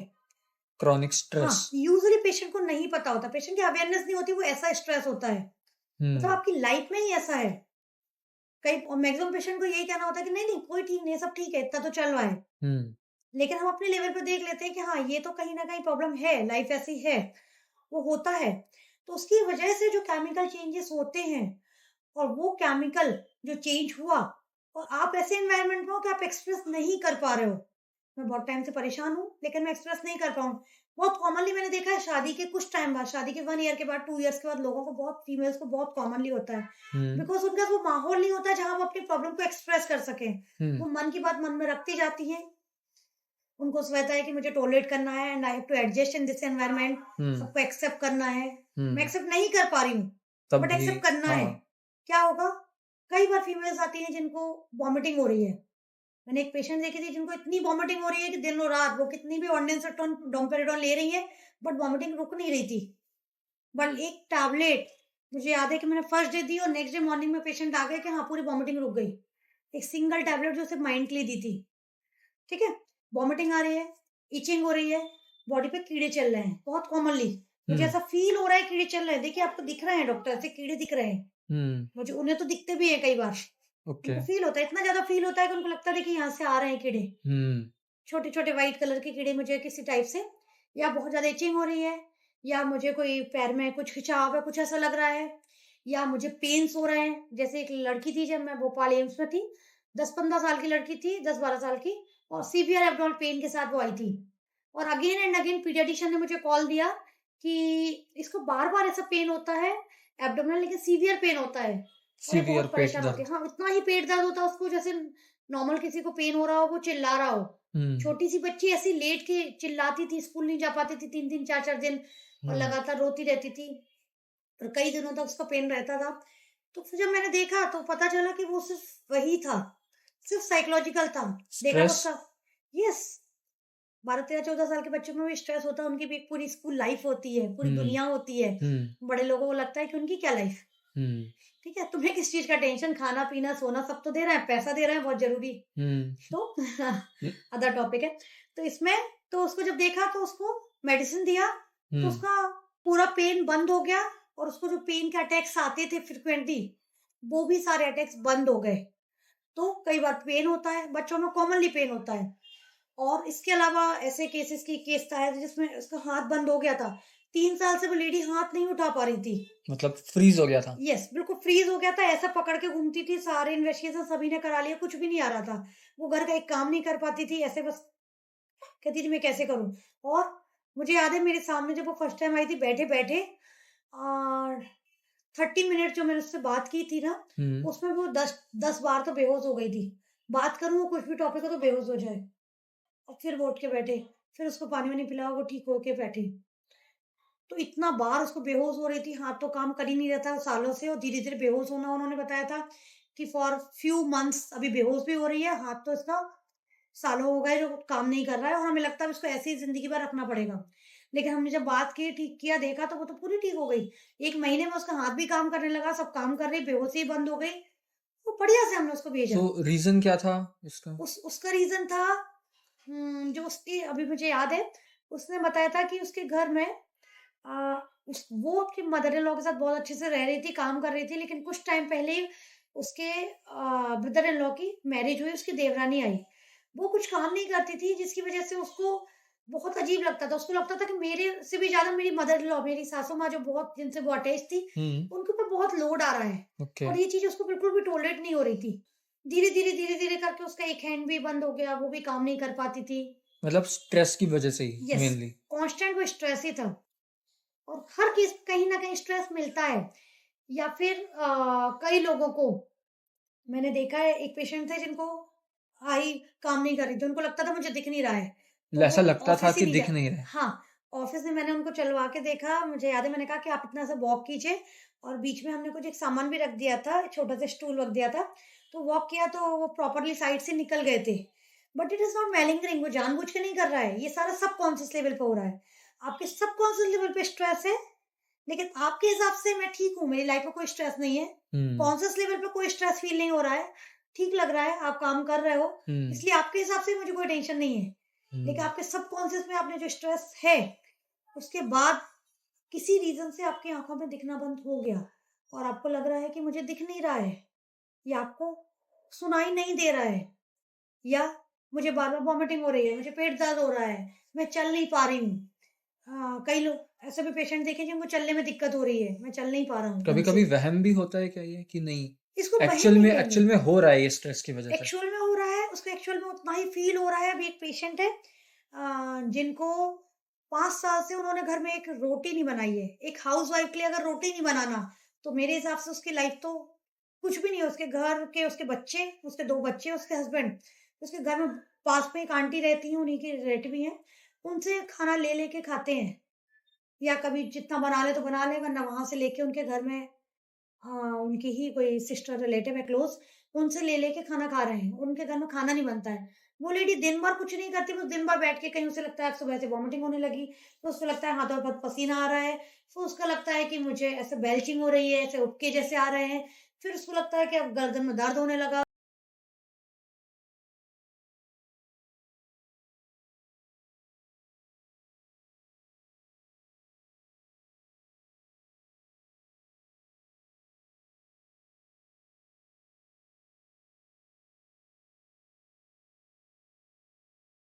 इनिशियल मुझे याद है 10 डेज़ में मैंने उसको 2 से 3 बार बुलाया, उसका प्रॉपर काउंसलिंग किया, बात किया, उसको पूरा साइको एजुकेट किया, मेडिसिन दी। आज मेरे पास वो अभी साल भर से आ रही है और वो घर में पूरा खाना भी बनाती है, पूरा काम भी करती है, बिल्कुल नॉर्मल हो गई। उनके घर वालों ने आके ऐसे बोला 3 मंथ्स के बाद कि ऐसा लगा जैसे मैजिक हो गया हो, बिकॉज़ उनकी वो लास्ट होप थी। उनको लगा उनके हस्बैंड ने मुझे याद है ये बोला ही था कि मैडम देख लो क्या है, ठीक होता है, आप साफ-साफ बता दो, क्योंकि हमें ज़्यादा उम्मीद नहीं है, वरना हम सोचा तो ठीक है अब क्या करें, अब मेरी बीवी ऐसी रहेगी। तो मैंने उनको पहले तो होप कि आप please don't quit the treatment, आप प्रॉपर लो, क्योंकि आप एक बार आके ऐसे ही घर पे चले गए, जो कई लोगों की कॉमन टेंडेंसी होती है, एक बार मैं टैबलेट ली, अरे यार वो आराम नहीं हो रहा या फिर कुछ साइड इफेक्ट हो रहा है, मुझे नहीं लेना। अरे आपको ये दिक्कत हो रही है तो विजिट टू डॉक्टर अगेन ना। अगर आपने मेडिसिन लिया है, आपको 2 दिन बाद ही आप डॉक्टर के पास जाओ ना। वी आर अवेलेबल हियर, मैं हूँ ना उनकी हेल्प करने के लिए। ये सारे साइकियाट्रिस्ट ही पेशेंट की हेल्प करने के लिए होते हैं। पेशेंट के मैंने जैसे बताया ना कि पेशेंट का डोज कहीं ना कहीं चेंज होता है, मेडिसिन चेंज होती है। एक सिंगल चीज सभी के लिए नहीं होती है, एक एक ही चीज से सबके लिए इफेक्ट नहीं होता है। ये दीज मेडिसिन और नॉट लाइक पेन किलर, कि पेन किलर के भी लेकिन रेंज होती है, इस पेन किलर से नहीं हो रहा तो दूसरी रेंज के देते हैं, राइट, उसका फ्रिक्वेंसी चेंज कर देते हैं। करेक्ट। ऐसे ही यहाँ भी होती है मेडिसिन, आपको कोई साइड इफेक्ट आ रहा है, आपको इफेक्ट नहीं हो रहा है। यूजुअली होता है मेडिसिन टाइम लेती है इफेक्ट करने में, कई मेडिसिन 2-3 महीने में इफेक्ट होता है, कुछ से मेडिसिन 10-15 दिन में इफेक्ट होने लगता है, तो अलग-अलग ड्यूरेशन होता है। ये मेडिसिन बिकॉज़ केमिकल पे वर्क कर रही है ना, ये डायरेक्ट पेन किलर नहीं है, तो इनका टाइम होता है। अगर आप रेगुलर पेशेंट से डॉक्टर से ट्रीटमेंट लेते हो, रेगुलर आते हो, तो आप ठीक होते हो। ऐसा भी नहीं है कि आप 10 दिन में 2 बार आए तो 2 बार आपकी फीस भी लग जाए। अगर आपको मेडिसिन से कोई भी साइड इफेक्ट होता है, क्योंकि कई पेशेंट इस डर से नहीं आते, इसलिए मैं आज इस प्लेटफॉर्म पे बता रही हूँ। तो हम लोग होते हैं, आपको नहीं सूट हुई, आप 2 दिन के अंदर आओ, आपकी कोई फीस नहीं लगेगी। इवन कई बार तो पेशेंट ठीक नहीं होता तो फीस लेती नहीं हो जब तक पेशेंट ठीक नहीं हो रहा है, क्योंकि इट्स माय रिस्पांसिबिलिटी। तो ये एक मैसेज है कि अगर पेशेंट को लगता है कि आपको ठीक नहीं हो रहा है, अपने डॉक्टर से आप मिलो, अगेन एंड अगेन मिलो। डॉक्टर को जाके बताओ कि मुझे ये साइड इफेक्ट हो रहा है या मुझे मेडिसिन से अभी इम्प्रूवमेंट स्टार्ट नहीं हुआ। डॉक्टर आपको एक्सप्लेन करेगा। बट अगर आप यहाँ से यहाँ डॉक्टर शॉपिंग करते रहोगे अकेला, 4 दिन यहाँ दवाई ली, 4 दिन यहाँ दवाई ली, 4, तो आप किसी भी डॉक्टर को एक सेटल हो ही नहीं पाओगे। आप डॉक्टर वहां तक पहुंच ही नहीं पाएगा जहां तक आपकी बीमारी है। तो राइट। इसलिए ये चीजें भी ठीक होती हैं और इनके लिए प्रॉपर ट्रीटमेंट लेना होता है। डॉक्टर जो कहता है उसके अकॉर्डिंग चलना होता है आपको। जो आपका ये हमारा लास्ट टॉपिक था, इसके पहले स्ट्रेस की वजह से जो प्रॉब्लम्स होती है, इसमें क्या-क्या इंक्लूड होता है? मतलब BP, heart problems, body pens और क्या-क्या आ सकता है? जैसे कि पीरियड्स या फिर पोस्ट प्रेगनेंसी पेन्स या ये सब चीज़ें भी आती है इसमें? क्या-क्या आता है इसमें? क्लियर बता रही हूँ, इसमें वो चीजें जो आपको क्लियर विजिबल नहीं है मतलब या ऑन पेपर जिनकी ऑन पेपर मेजरमेंट्स नहीं है। मेजरमेंट जिनके नहीं होते हैं।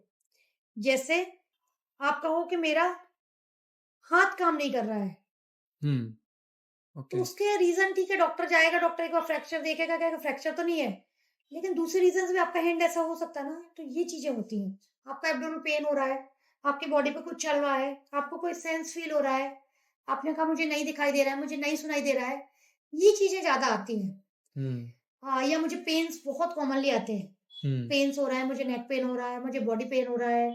या एक पेशेंट आया था जिसको बहुत ज्यादा लाइट से इतना ज्यादा ऐसा लगता था कि लाइट से बहुत ज्यादा चकाचौंधी हो रही है, मैं देख भी नहीं पाता हूँ और मैं आईज भी ऊपर नहीं कर पा रहा हूँ। तो जब मेरे पास आए थे, मेरे पास जब ऐसे केसेस आते हैं तो फर्स्ट हमारा होता है कि आप पहले स्पेशलिस्ट से विजिट कीजिए। आपको लग रहा है हार्ट प्रॉब्लम हो रही है, तो मैं पहले बोलूंगी कि आप कार्डियोलॉजिस्ट को विजिट करके आइए, कार्डियोलॉजिस्ट के लेके आइए कि वो लिख के दे कि मुझे कोई प्रॉब्लम नहीं है, आपको कार्डियक प्रॉब्लम नहीं है, आपको ईसीजी हो गया, इको हो गया, सब ठीक है।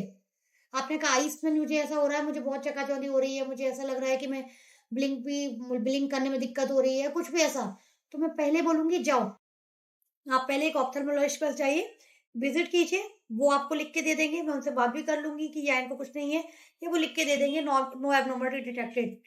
तो उसके बाद हम अपना ट्रीटमेंट स्टार्ट करते हैं। ओके। आपको लग रहा है कोई भी प्रॉब्लम है, आपको सांस में दिक्कत नहीं हो रही, कोविड में ऐसे बहुत सारे केसेस आए थे, सांस नहीं ले पा रहे हैं, रात में उठ के बैठ जा रहे हैं, तो इसमें पहली 2 चीज़ें ही होती हैं। पहला आप स्पेशलिस्ट के पास जाइए अपने, सेकंड आप अपने इन्वेस्टिगेशन कराइए। तो डॉक्टर ने बोला कि नहीं, कई पेशेंट होते थे जैसे चेस्ट फिजिशियन बताते थे, कॉल आया उनका कि यार 2 पेशेंट हैं जिनका 2 बार सीटी स्कैन चेस्ट कर दिया, उनको कोई कोविड नहीं है, कोविड टेस्ट 10 टाइम्स करा चुके, नेगेटिव है, लेकिन तब भी उनको लग रहा है कि वो उठ के बैठ जा रहे हैं, रात में सांस जा ही नहीं रही है, ऐसा उनको फील हो रहा है, इतना घबरा रहे हैं, तो उनको सच में सांस नहीं जा रही है, उनको ये फील हो रहा है, तो उनको वही फील हो रहा है कि सांस नहीं जा रही है।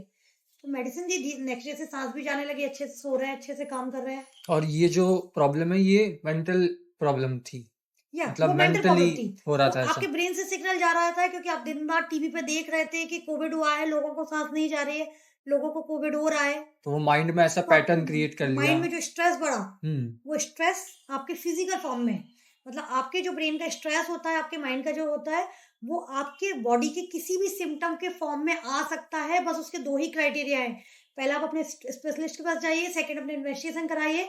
अगर दोनों ही चीजें नॉर्मल है और लंबा टाइम हो गया है, नहीं इम्प्रूव कर रहा है, देन फिर आपको साइकियाट्रिस्ट के पास आना है। आपको लंबे टाइम से कफ हो रहा है, ऐसे भी पेशेंट आते हैं, लंबे टाइम से कफ हो रहा है, लेकिन कफ में चेस्ट फिजिशियन ही मुझे भेजते हैं कि उन्होंने भेजा है कि देखो ये इसको बहुत दिन से कफ हो रहा है, बीच में ऐसे कर भी रहे हैं, लेकिन इसका कोई रीजन नहीं है, मैंने अपनी सारी मेडिसिन सब कुछ ट्राई कर लिया, इसका कोई रीजन नहीं है।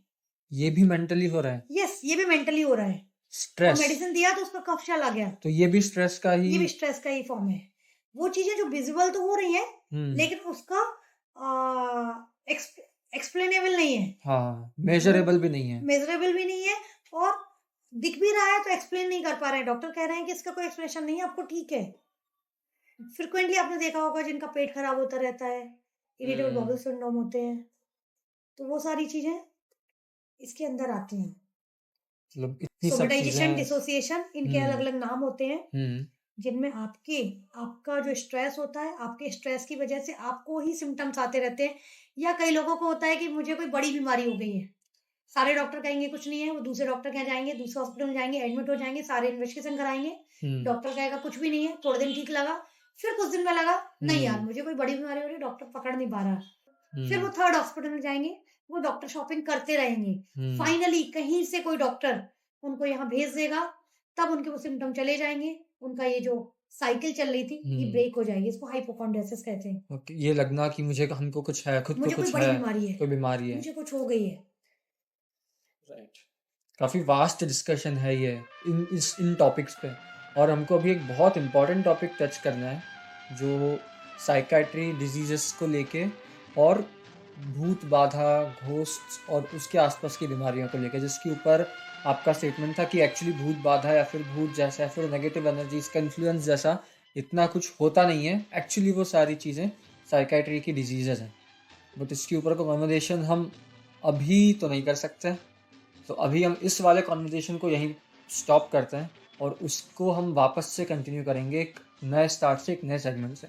बट टिल नाउ अभी के लिए thank you for your time, thank you for all this information and knowledge. आपका एक्सपीरियंस कैसा था इस पार्ट के लिए? मुझे बहुत अच्छा लगा ये डिस्कशन करने के बाद, और बहुत अच्छा लगा अथर्व आपसे मिलने के बाद। Thank you. और मेरा यही कहना होगा कि मुझे ये अच्छा लगा, मैं इसलिए भी रेडी हुई इसके लिए क्योंकि मैं चाहती हूँ बस ये इन्फॉर्मेशन लोगों तक पहुँचे, लोगों को मेंटल हेल्थ पर अवेयरनेस हो और उनको पता चले, और कई लोगों की लाइफ डिस्ट्रॉय होने से बच जाए, कई फैमिलीज की लाइफ। तो ये आपका बहुत अच्छा इनिशिएटिव है जो आप कर रहे हैं। Thank you and congratulations. Thank you, thank you for being here. Thank you for watching this podcast till the and. इस पॉडकास्ट में दीदी मैम ने बहुत सारी नई चीज़ें बताई। मेंटल हेल्थ को लेके काफ़ी स्टिग्मास है सोसाइटी में, और इवन पर्सनली हम में खुद में भी हम मेंटल हेल्थ को उस तरीके से नहीं देख पाते हैं जिस तरीके से हम अपनी फिजिकल हेल्थ को देखते हैं। हमारा हाथ फ्रैक्चर हो जाता है तो उसके बारे में हमको सोशली बोलने में इतनी ऑकवर्ड फील नहीं होता, बट सेम चीज़ अगर किसी को मेंटल हेल्थ प्रॉब्लम है तो उसको काफ़ी अलग तरीके से लिया भी जाता है और हमको बोलने में भी बेचैनी होती है। ये काफ़ी इंपॉर्टेंट पॉइंट था जो इस पॉडकास्ट से मुझे सीखने को मिला।